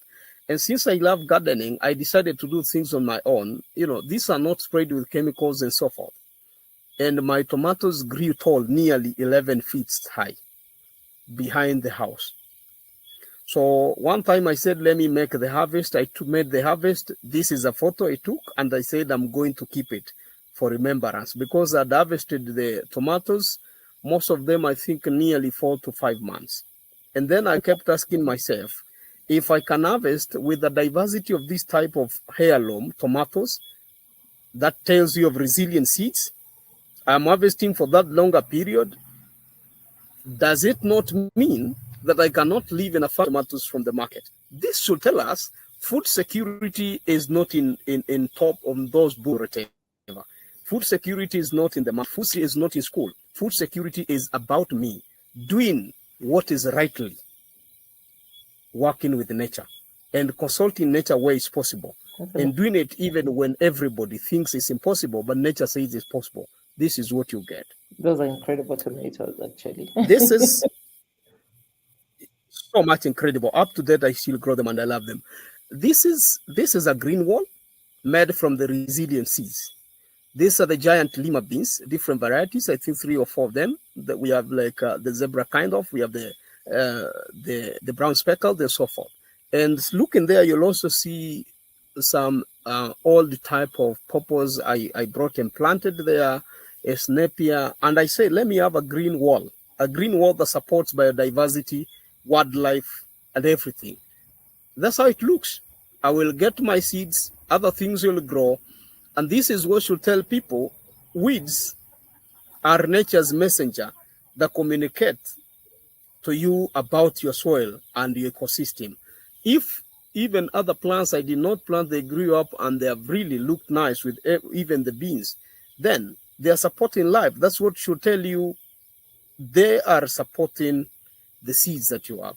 This is part of the cherry tomatoes, different colors. I made the harvest of, and on the back there, poorly managed the strawberries, because planted, not taken care of, but you walk in the farm, you'll get all these type of things to eat and share with the kids. Strawberries, they look amazing.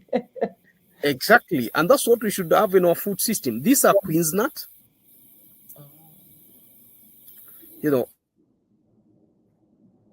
what do you use it they for? are climbers. The plant itself is a vine and a climber.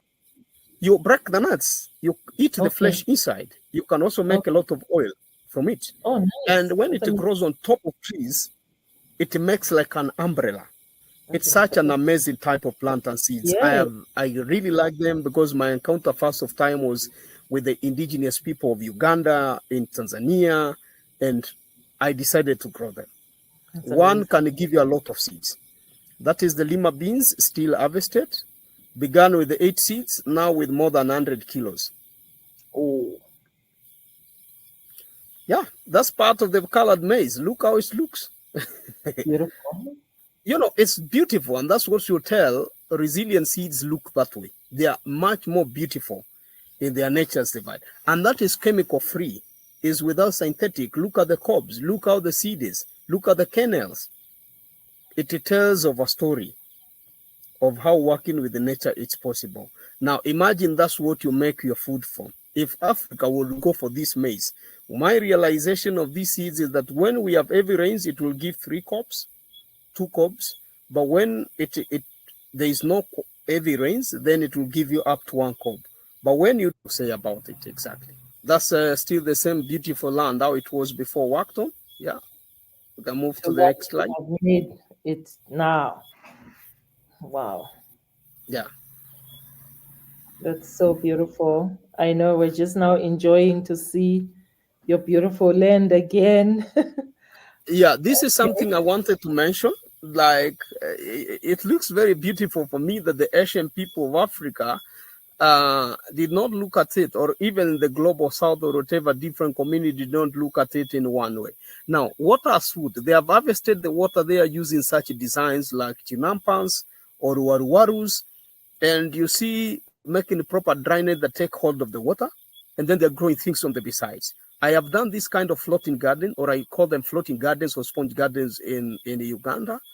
And with the rain of one season, I think I planted maize times. The rains were over. I did my maize second time I harvested, and then I did the third round with the same water in such a design before it nearly got over. If that's what then the people in dry areas would go for, how much water can they harvest in such a design? How beautiful will it be, seeing an oasis of life in such an area?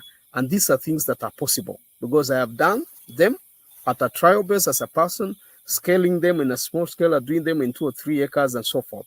And life is supported throughout. Yeah, sure. That's also such a design. Yeah, look how beautiful it is. Key things much as the next first year is to do was doing properly mulching. So there's no any design that is simple. Resilient seeds really love these designs. Why? Because in one way they feel appreciated. And as I said, if you appreciate nature and its nature-based designs in agriculture, in terms of food security, nature will always offer back a token of appreciation. This is a fundamental truth I have come to learn. That was on my table. Sometimes to wake up and look at it, it feels so beautiful to have that kind of seeds on the table. They tell of a story of possibility. Yeah, look at that. And that's a design also to prove how you can do companion farming, mixing different crops here and there, having papayas, vegetable, and so forth. Leeks and all these things. One thing you really see even in the farthest end where the pawpaw tree is mulching. Resilient seeds, perennial plants will always also naturally, if you observe them, shed a lot of leaves to go down. And those leaves decompose to form the next layer of soil. Is the same thing. You either wait or you do it yourself as mulching. Because if seeds planted and then they become plants, naturally they shed leaves to form dry mulch in better soil. You as a human being, why can you not learn that? That's part of the story with the leaves, yeah, in a dryer. Yeah. And sometimes it's beautiful looking at them, how you can start a story. Yeah. Yeah. Oh my gosh, this has been amazing. This is the end of our 2 slides. Thank you so much, Jackson, thank you very for much. sharing all this wisdom. What message do you have to say to the people on World Food Day? I think I will say without water, food systems collapse. And if food systems collapse, then there is no food for everybody. Looking at from the perspective that water is food, that tells us that even if you live in a dry area, conserving that water is support life in your, and more so your own life in a design that is possible. And with finality to say is there is no any impossibility in the world. It only exists in the dictionary of fools. All try the ancient ways, look them in the age of science, and you'll realize it's possible. Thank you. Wow, thank you so much. This was so beautiful and so generously offered. So late on our time zone, but honestly, happy World Food Day and congratulations on all your work, Jackson. Where can people find you? Are you on social media?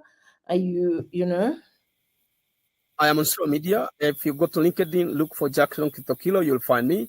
I really wish to appreciate you, Precious, and Regeneration International for the opportunity for me to participate in, or rather share my story in advocacy for possible and appropriate food security, viewing water as food, and ensuring resilient seeds in resilience seeds are put on the table or in a farm, and not only supporting us, but supporting Mother Nature and so forth. It feels so proud with me that my story is not only touching my mother, my siblings, the community I have worked or I work with, and those I endeavor to work with, but is now shaping or is really going to motivate somebody who's like giving up somewhere else in any part of the globe and say it's possible. Wake up and try. Bingo. Thank you. Thank you, bingo. Yeah. Thanks, Sanchez. Yeah.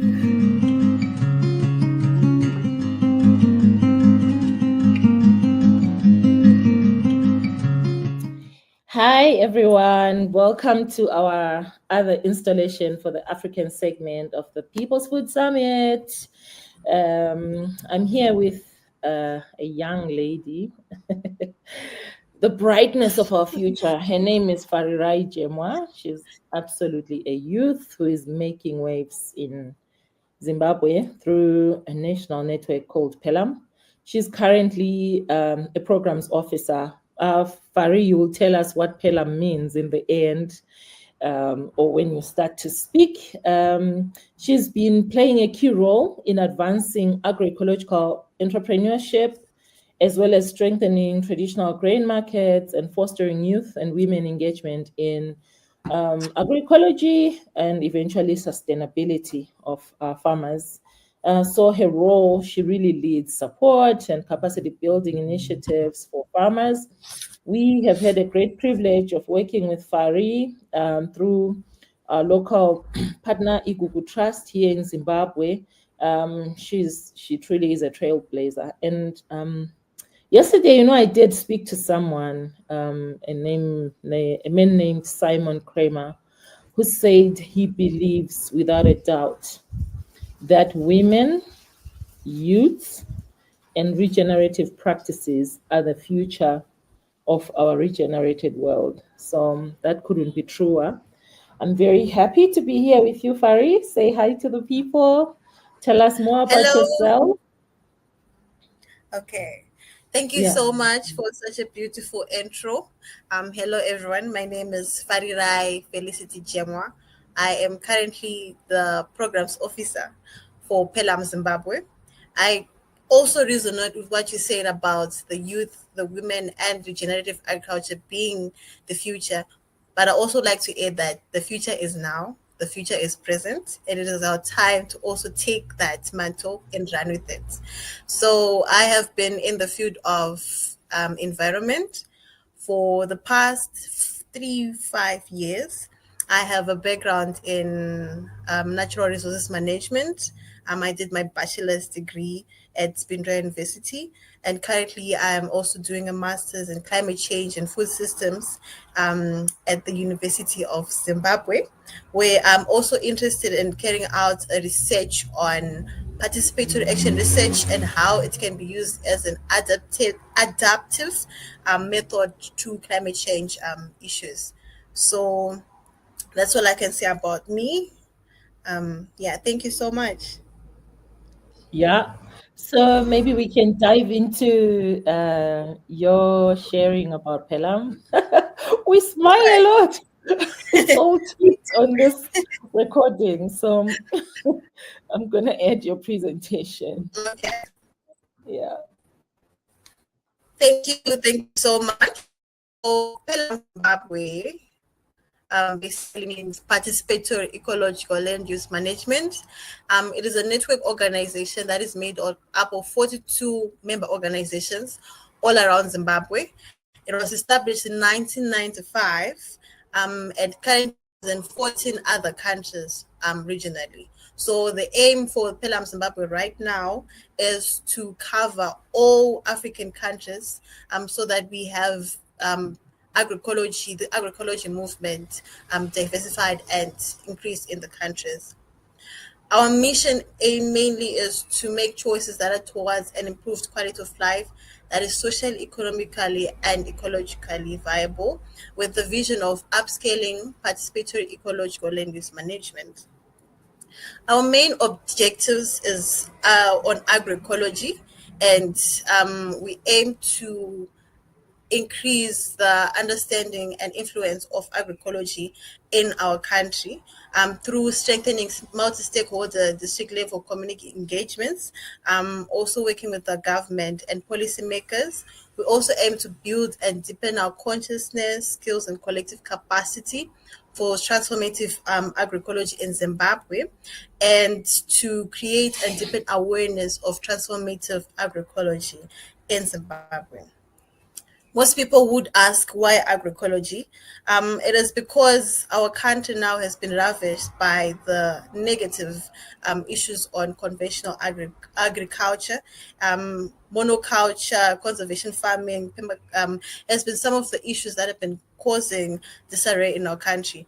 And because of that, agroecology offers a solution to that through holistic farming, and also incorporating our past cultural and traditional knowledge into how we farm. We're also incorporating the environment at the same time. So agroecology is a holistic approach to how we farm, also taking into cognizance the issue that the environment, our nature also requires us to take care of it. So PELUM Zimbabwe, as I have said before, is a network organization made up of 42 organizations. For one, in order to be part of PELUM Zimbabwe, they'll have to submit a letter of interest together with their strategic direction and their constitution to the PELUM Zimbabwe Secretariat. Another thing to note is the PELUM Zimbabwe Secretariat is only made up of a very few people. And we currently have 4 joint learning programs, which we aim to do together with our member organizations. So PELUM Zimbabwe aims to complement the current work that our organizations are doing. We do not create programs, but rather work with the already existing projects and programs that our organizations are doing. So currently we have the Zimbabwe Seed Sovereignty Program, the Participatory Action Research Program, the Markets and African Agroecological Entrepreneurs Program, and the Holistic Land. Our main the first program that I want to discuss about is the Holistic Land and Livestock Management Program, which currently is in 7 districts in Zimbabwe, and also working with 7 organizations. So the Holistic Land and Livestock Management Program is an agroecological approach that integrates the management of land, soil, crops, and livestock in a way that is ecologically sustainable, socially responsible, and it focuses on the interconnectedness of natural resources and the role of livestock in regenerating ecosystems rather than treating them as separate production entities. So the focus mainly is on 3 aspects, that is land, livestock, and the environment, with the goal to enhance community skills and knowledge in sustainable land management through training, practical application, and learning exchanges. Our approach mainly as PELUM Zimbabwe is that we aim to capacitate our smallholder farmers on aspects on holistic land and livestock management. So for example, most of the we aim to train them, or also create learning exchange visas for our smallholder farmers so that they're also able to have awareness and knowledge on the aspects of holistic land and livestock management. We also work with different organizations that are also trained in the aspects of holistic land and livestock management, one of them being Igugu Trust, the other being Africa Center for Holistic Management. So our project benefits through this is biodiversity restoration, which we aim to enhance both plant and animal diversity in the ecosystem, soil fertility improvement, which aims to boost soil health in rangelands and crop fields, water infiltration enhancement, which aims to increase water absorption and improves water tables and cycles, and desertification reversal, which is another issue that we're battling with in climate change. We also aim to include our community cohesion, which fosters a sense of connection within the land and the collective common, animal health improvement, enhancement, and food and nutrition security, which is another aspect that we also cover on our joint learning program. Our achievement through this program, we've been able to deepen the joint learning program and also diversify it within our organizations and our communities. So currently, as we're working with 7 organizations, we have 4 other organizations that are also interested and are also implementing this holistic land and livestock management within their communities. One of instance is Musorom Chena Skills Foundation, which is in Makonde district, close to Chinoi, that through the learning exchange visits, the trainings that we've done, they've been able to learn from that and also carry out that in their communities. We've also been able to curb biodiversity loss and desertification in communities. One example is Chinyika Community Development Trust, where through practicing holistic land and livestock management, they've been able to regenerate and revitalize their water table. And there is one river, the Deure River, that has now been able to get some water through the holistic land and livestock management program. So another thing to also note is PELUM Zimbabwe is guided by the principles of effectiveness. So each joint learning program has its own principle of effectiveness, which aims to guide and that we are also align with the work that we're doing. We have been able to create case studies that have been documenting regenerative work being done by the program partners. So these are some of the pictures of the work that we've been doing together with our organizations. This is the Shashe Agroecology Center of Excellence in Masvingo, Mashawa region. We also have more on the trust where we're also able to dream what it would be looking like in our communities if we were to train and practice holistic land and livestock management. We also have Igugu Trust, where they have successfully regenerated their lands, and kudos to you, Precious Spirit. And Africa Center for Holistic Management. And then the second program that we're working with, joint learning program, is the Zimbabwe Seed Sovereignty Program, where currently we're working with 16 organizations in 10 districts. So the Zimbabwe Seed Sovereignty Program was a collaborative initiative which was launched in 2014 by 7 Zimbabwe civil society organizations. It has grown to 16 over the years. As each phase, we introduce more members who are also aiming to learn and be capacitated on seed sovereignty. So currently we have I will not name most of them, but Zimsoft, Tsuro Trust, Select, FPC, and Fatigue are the main forerunners of this program. So for activities with the joint learning program, what we aim to do is to empower our farmers and strengthen the capacity of them to manage their own seed systems, to promote agroecology and encourage sustainable agricultural practices that are environmentally friendly and culturally appropriate. We also aim to advocate for policy change, influence national and regional policies to support seed sovereignty and protect farmers' rights. These are some of the activities that we've been doing that aim to complement our objectives. One of it being the National Food and Seed Festival that we hold every year in September here in Harare. But before then, we also hold district festivals in various in Zimbabwe. Currently, this year we held 8 district festivals, which also aim to bring up the capacity of our farmers to also be proud of their heritage and proud of their seed, which is also the underlying theme of this year. We also promote agroecology practices through practicing farmer-managed seed systems and agroecology within the PELUM Zimbabwe network with also our smallholder farmers. Together with that, we have the seed and agroecology trainings, where we find trainers or organizations that already have the knowledge on seed and also help them to train or have them assist us on training our farmers.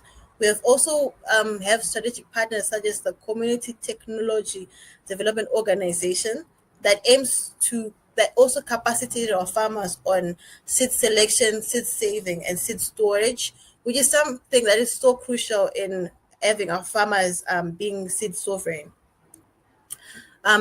Also, the Zimbabwe Seed Sovereign Program also do learning exchange visits, which aims also to bring the knowledge and capacity on our farmers.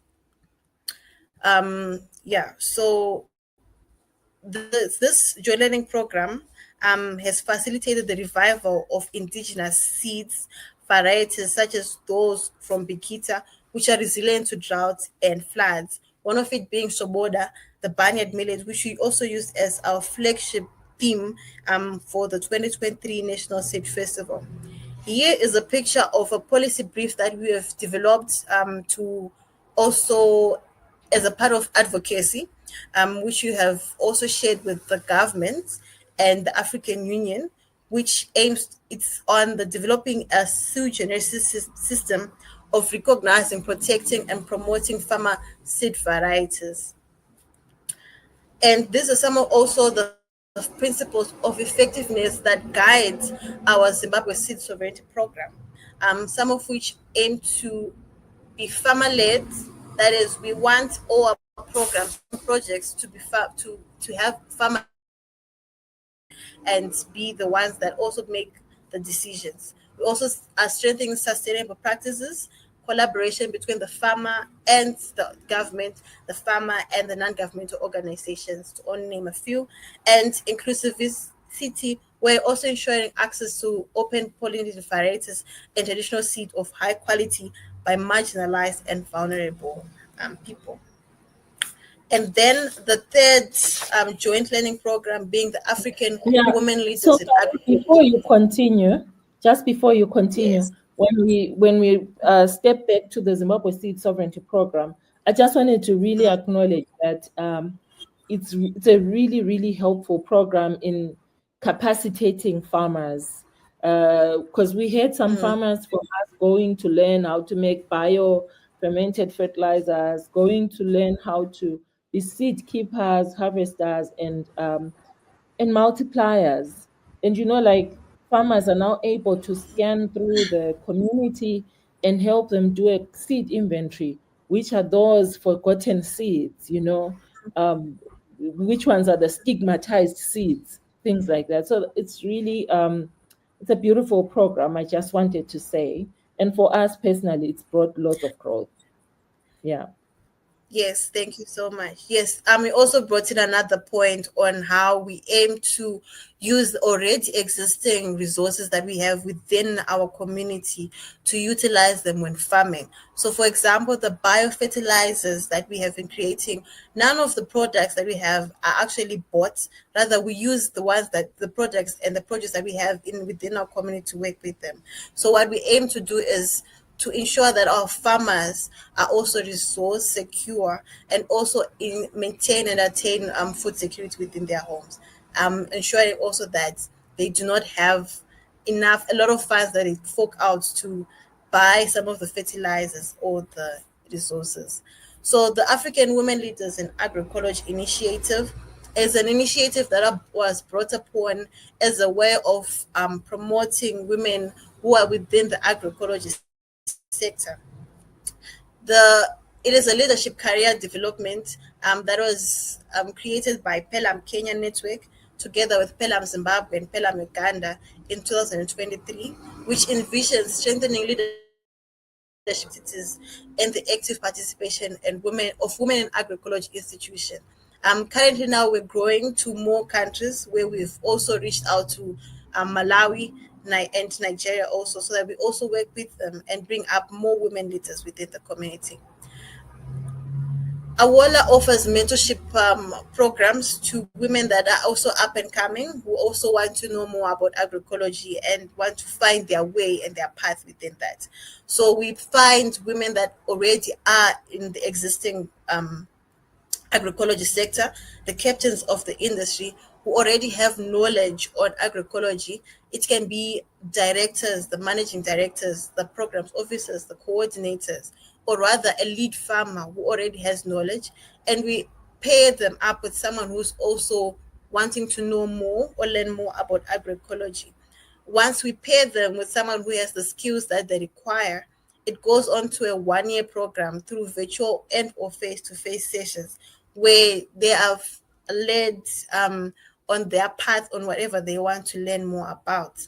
So through Awola, mentees and mentors are being supported to participate also in structured learning to build up on agroecology and leadership knowledge base. So the activities within the Awola are monthly meetings, supporting incubation of women enterprises through startups or expansions of ideas, monthly motivational experience sharing for women on leadership and career development at country level, and supporting meetings within the greater global. And then also participation of women in national, regional, and continental international forums for policy influencing. So we also create publications on women also talking about their stories, what has impacted them, what is working for them, and how we can also help them as the PELUM Zimbabwe network and other organizations that we work with. These are some of the activities that we've done. For example, the mentorship talks that we've been doing. We also have been able to go to different countries to also showcase our projects and the work that the women have been doing. One case of instance is Tanyara Swamsariri, who has successfully developed a website rather, for women entrepreneurs in Zimbabwe, and also linking them with markets in Zimbabwe. So what it does is it's kind of a delivery of sorts for the produce and products of agroecological produce and products, and find the available markets for them to actually share and sell to.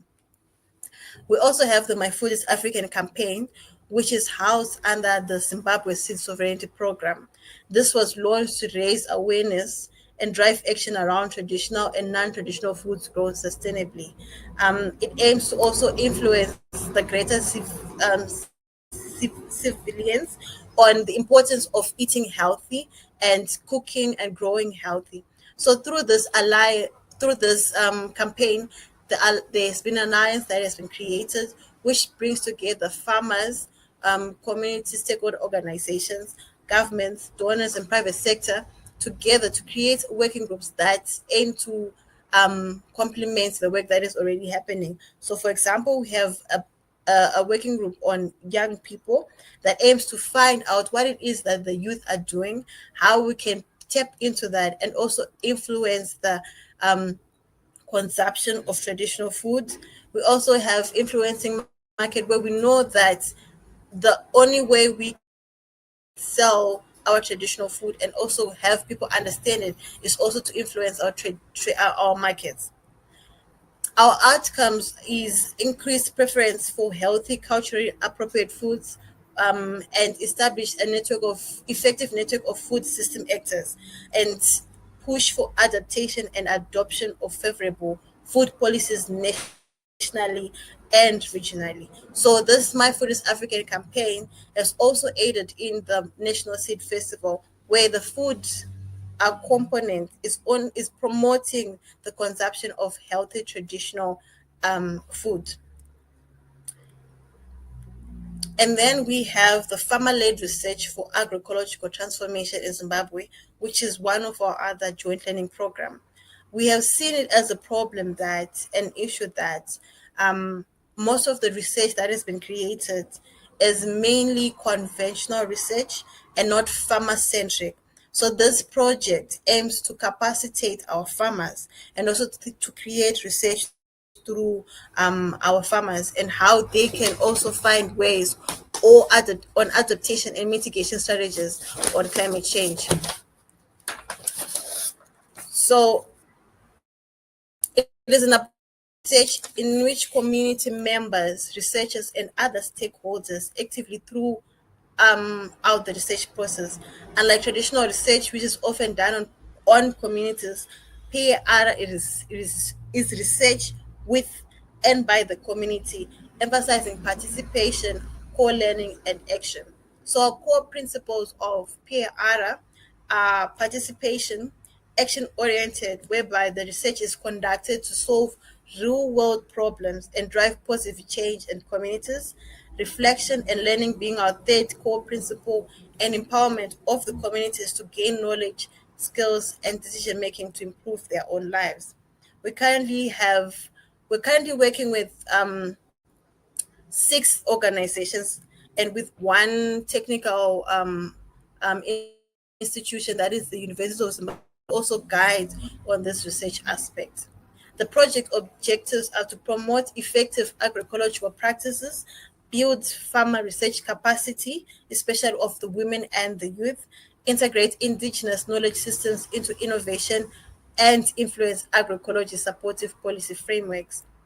The thematic areas are agroecological practice, climate resilience, and seed sovereignty, and last but not least, livestock and pasture.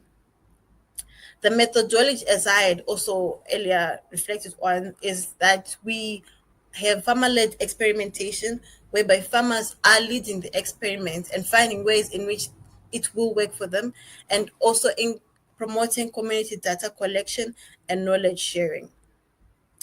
Last but not least, we have the African Agroecological Entrepreneurship and Territorial Markets project, which by definition, the African Agroecological Entrepreneurship is an agricultural business strategy on increasing value for society, the environment, and the capacity of business. And the main aim of this project and program is to also influence our markets and territorial markets on eating and buying agroecological products, which is also healthy, and also healthy to the environment and healthy to the person. We are guided by the 13 principles of agroecology into this project, which I will not name, but the main aim is that the entrepreneurs, in order for them to become one, or rather the characteristics of one, is that they're also able to practice at least 5 of those principles. We also have the territorial markets, which are an area where they are mass markets, markets that also influence, and big markets that also influence the community and the greater civilians. So the territorial markets, including pandemics and conflicts, call to promote local food production, short supply chains, and a greater degree of self-sufficiency. Smallholders find it also relatively difficult to access and benefit from local, national, and regional markets because of barriers to finance, infrastructure, and appropriate technology. So characteristics of territorial markets are: they are legal to varying degrees or have same links to the relevant public bodies in the state. They also operate according to a set of commonly shared rules that are negotiated between producers, consumers, and the different authorities. They're also circular, and they're also solidarity economy.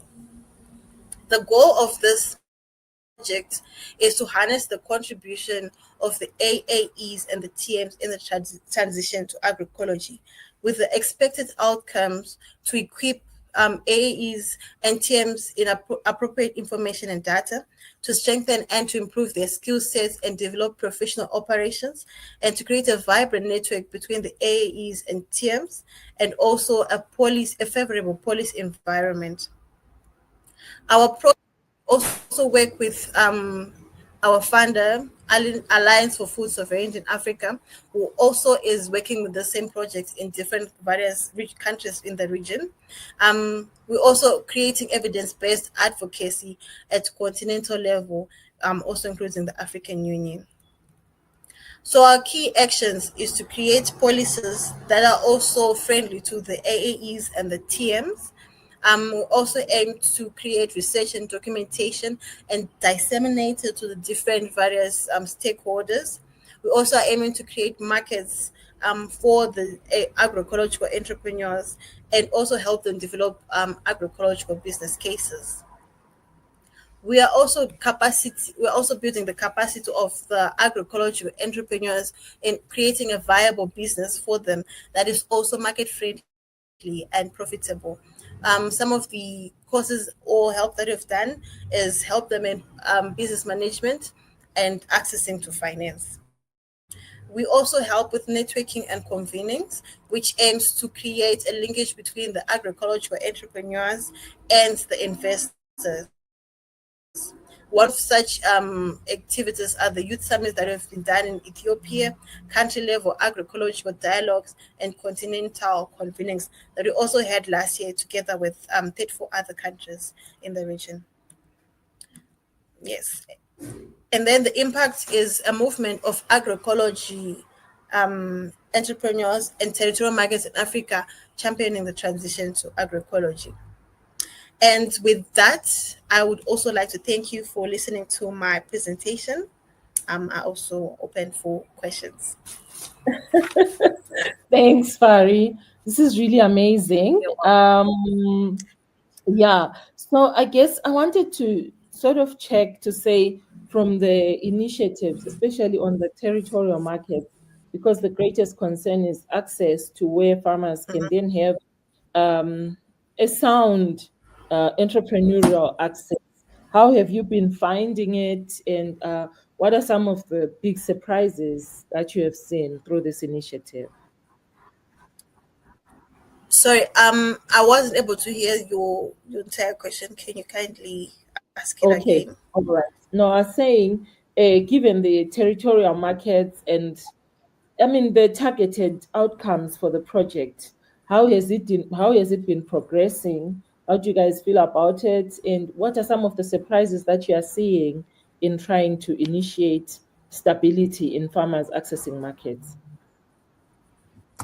Okay, thank you. So currently we have some success, especially with the territorial markets. Our one aim is to create an agroecological produce section within the territorial markets where we also have certified produce being sold. So, for example, the Nedzwa Farmers Market is one success story where we've been able to do that. But the one impediment, rather, is that there is a big uptake of conventional agriculture, and it's really difficult for farmers, rather, to understand and practice agroecology. So now we are fighting against the issue of conventional agriculture and ensuring that farmers and the greater people also have an understanding of healthy produce and agroecology. So most markets now rather are also inputting and producing chemical projects that are genetically modified, rather, I would like to say, and that are also a detriment to our health. So that is one of the challenges that we're facing, and we're also working on to find a solution on. Yeah, I mean, thank you so much for highlighting that, because that was going to be my next point to say, how do we, yeah, I mean, is there value that farmers are also obtaining for growing agroecologically? It doesn't seem like our consumers are appreciating the difference. And we also really appreciate the structures that you guys have put in place. You know, the people's the festivals, the district festivals, and of course the markets strategy is putting in place massive communication platforms for people to really start seeing the value of agroecologically grown food. I think it's one of our biggest challenges to say people are not finding value, and therefore they are not going to pay. They're not going to pay for it. Yes, You know, yes. I once, yeah, and sometimes farmers themselves, because we've done it for such a long time, we're not able to express the story of how important what we produce is. Uh, Honestly, thank you, because it's also very tough territory, you know, to try and introduce this mindset shift. Yes, it Uh, is. yeah, yeah. And yeah, I mean, also just to dig Yeah. into, yeah, go, do you have a comment? So, oh, yeah, no, I was agreeing with what you're saying, that Okay. the market is already established, and Yeah. people already have an understanding of what it is that they want to buy. If it's a big red tomato, that is what they're looking for. If now we have to look for something that is organic or how it was farmed, that is really not their issue. So there's a need to conscientize our people that it's really important to look for something that is healthy, because in the long run, we are the ones that are going to suffer after eating this unhealthy produce. And also, Yeah. I also wanted to add on that that is what we're trying to do in all our joint learning programs, because they all somehow aim to complement the other work. We have the agroecological markets on the other, where we're creating markets. We have the National Festival on the other side under the Zimbabwe Seed Sovereignty Program, where we're bringing the people into seeing what it is and how we can actually cook the healthy organic food, and what it is that you can actually make from millets rather than the normal sadza. So it's now creating linkages and aiming to conscientize our community and our people. Yeah, this has been incredible. I really like the example of a red, Yeah. juicy, perfect, rounded tomato. Yeah. Like, oh my God, you're going to crush it anyways. But so there's there's a Exactly. thing that we always joke about when we're doing, like, especially now towards cropping, because that's when we really also intensify on talking about how we farm, use of synthetic fertilizers and pesticides and all that. There's a thing that I've enjoyed using. I always say, yeah, if you people love to buy vegetables that don't have holes in them, showing that no insect has eaten them. Okay, they're not eaten by insects because a chemical was sprayed on them. So my question is always, if Exactly. insects can't stand it, do you think your body can stand it? Exactly. Yeah. So Exactly. yeah. Yeah. Anyway, I mean, it's another thing about perfectionism, where I think grown to understand that in order to be perfect, you need to not have blemishes. So now we're also entering it into our foods, that our food needs to be perfect and round without no red doors or whatever. And that really has affected us in a great way, because I will not get into the shop and buy something that is affected by pests. That is also something that we need to look into, what you're saying on why is the pest not there? Why is it not there? Why are they running away from the chemicals? And why can't you not see that it's going to be unhealthy for you? yeah, exactly. Farid, thank you so much. Because this is a World Food Day recording, what do you have to say to other youths? By the way, Farid is really young and she's got so much wisdom. She is a mover and a shaker. So, really, just say your final words as we close. Okay, thank you. I would like to say to the youth that this is our chance to shine. Do not give up. We are actually starting right now, and this is our only time that we can show the world our power and our strength. And no matter what life gives back to us, we need to continue to fight. We are in a war, and we need to continue living the movement and continue with the fight. So keep up the good work, whatever you're doing. You're doing great, and you should be proud of yourself. So thank you so Oh, much. thanks, Barry. Oh, also on behalf of the youth and the women, thank you. I'm not sure about the youthful part, but Yes. the women, yes. But no, thank you so much. Yes. Really incredible. Thank We you. really appreciate your presence Bye. here today. Bye.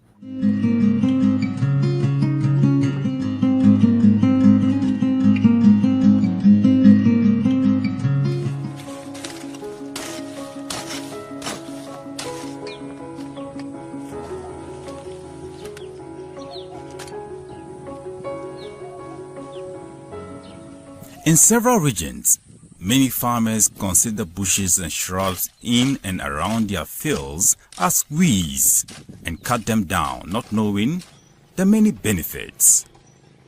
But farmers in the semi-arid Sahel of West Africa have a long tradition of sparing native trees and shrubs in their fields. The trees help to retain water in the soil, reduce soil temperature, and protect the soil from wind and water erosion.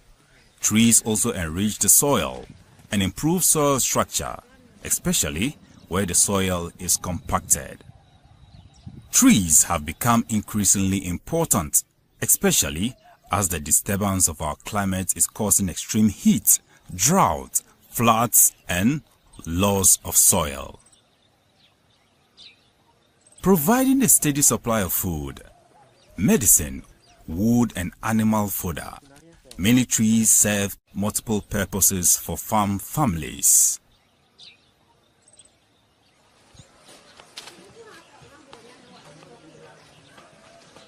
The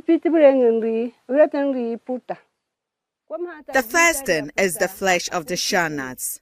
The child who eats it is full.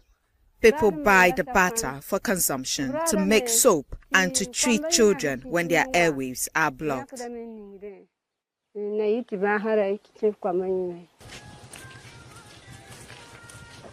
However, the increasing population has led to the overuse and excessive cutting of these traditional agroforestry trees. So, they are declining quickly across West Africa. Let us see how farmers in Burkina Faso have begun to conserve and use trees and bushes in a new way to improve their soils and boost crop yields. While bushes used to be burned to clear the land, farmers have come to realize that keeping them alive is a better way to get a good crop yield.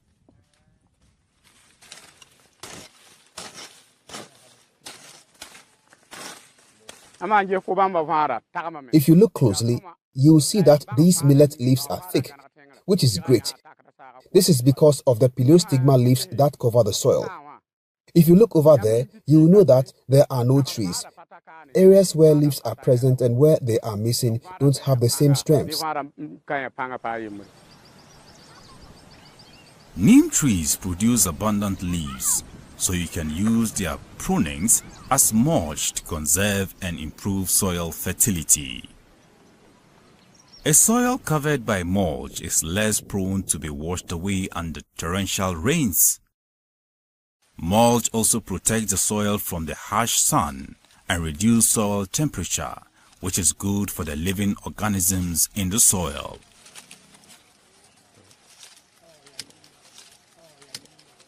When we harvest our crops, we leave the stubble. Around the stubble of old crops, termites can be found, and the soil becomes soft. Even if it's a dry place, termites make the soil soft. If you spread the leaves and the ants and termites are there, it benefits the soil.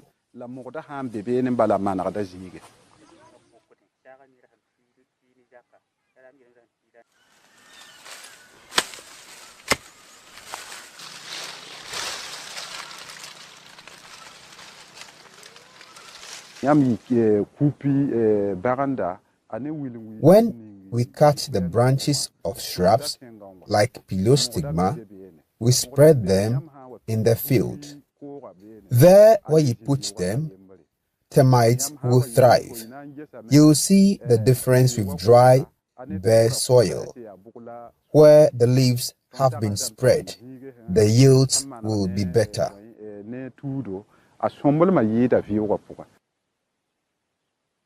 When mulch decomposes, it adds nutrients to the soil. Mulching also improves the level of organic matter or carbon in the soil. This leads to more stable soil particles and more pores, so the soil can conserve moisture better. Highly degraded soils are often acidic, which restricts the availability of nutrients to crops. Mulching has a positive effect on soil pH. It makes soil less acidic and more neutral, which is better for crops.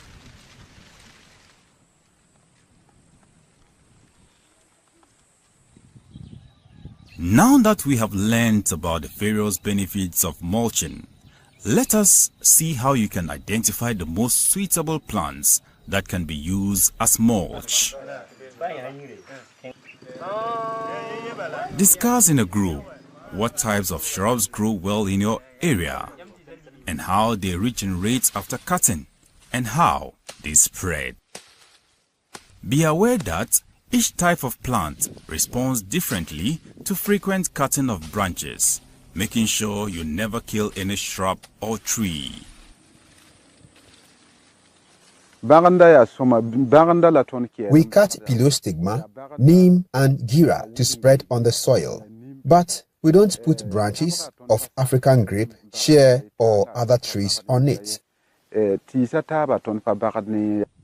Shrubs that quickly generate new shoots are ideal as a source of mulch, as you can harvest fresh shoots every year. Talk with fellow farmers from your own and neighboring villages to find out which local plants are best suited to maintain and restore soil fertility. Whether in your field or a fallow land, you can put a physical fence around bushes and young tree saplings to protect them from grazing animals until they are sufficiently strong. In Burkina Faso, farmers realize that the seeds of native bushes germinate well when they have gone through the stomach of animals.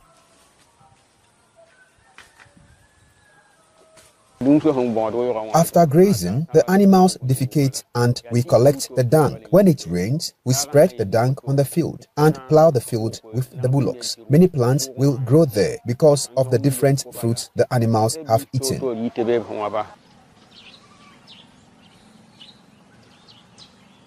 If you want more woody plants spread across your field, you can also establish Z-pits.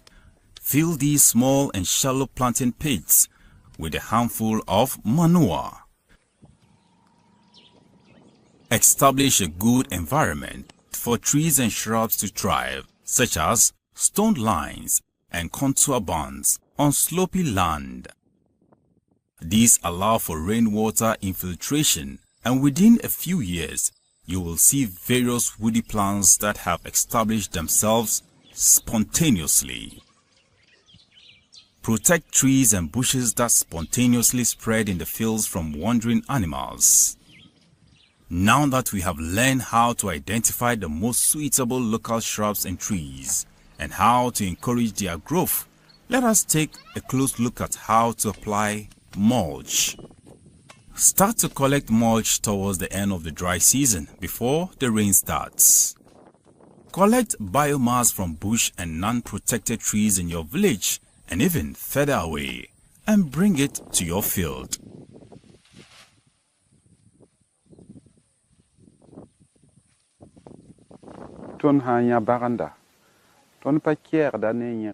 If we have Pelostigma, we don't cut the whole plant and the root.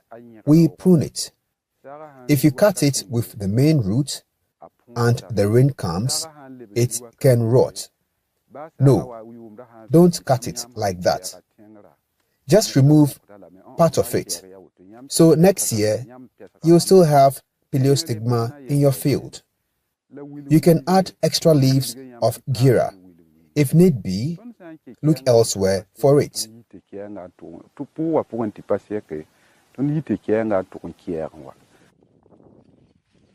Only selectively cut or prune the shrubs and trees, so there always remain enough branches to allow the plants to grow well. Young shoots of less than 1 year decompose faster than older branches. Depending on their abundance, you can combine the branches and leaves of different trees and shrubs, as each will decompose differently and contain different types and amount of nutrients. Apply the mulch to your field 1 to 2 weeks before sowing. If you only have limited access to local plants, you can place whatever mulch you have in the most degraded parts of your field. In some places, if you don't manage the soil, you can't work in it. So we cut and pile the Pelostigma branches in one place, then spread it when it rains to soften the soil. If you sow without fertilizer and the leaves, you won't harvest anything. So the youngsters are helping us cut and power the pelostigma here. The soil softens when it rains, enabling us to plant. If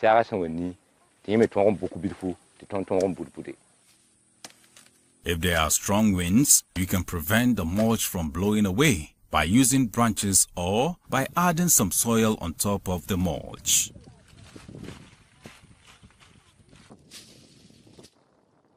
At planting, gently move the mulch aside when inserting the seed in the planting hole. The mulch will help to keep the soil moist, so the seedlings of your crop will grow well. The seedlings can easily push their way through the mulch. As the mulch slowly decomposes, it releases nutrients to the crop, which will grow more vigorous and healthy.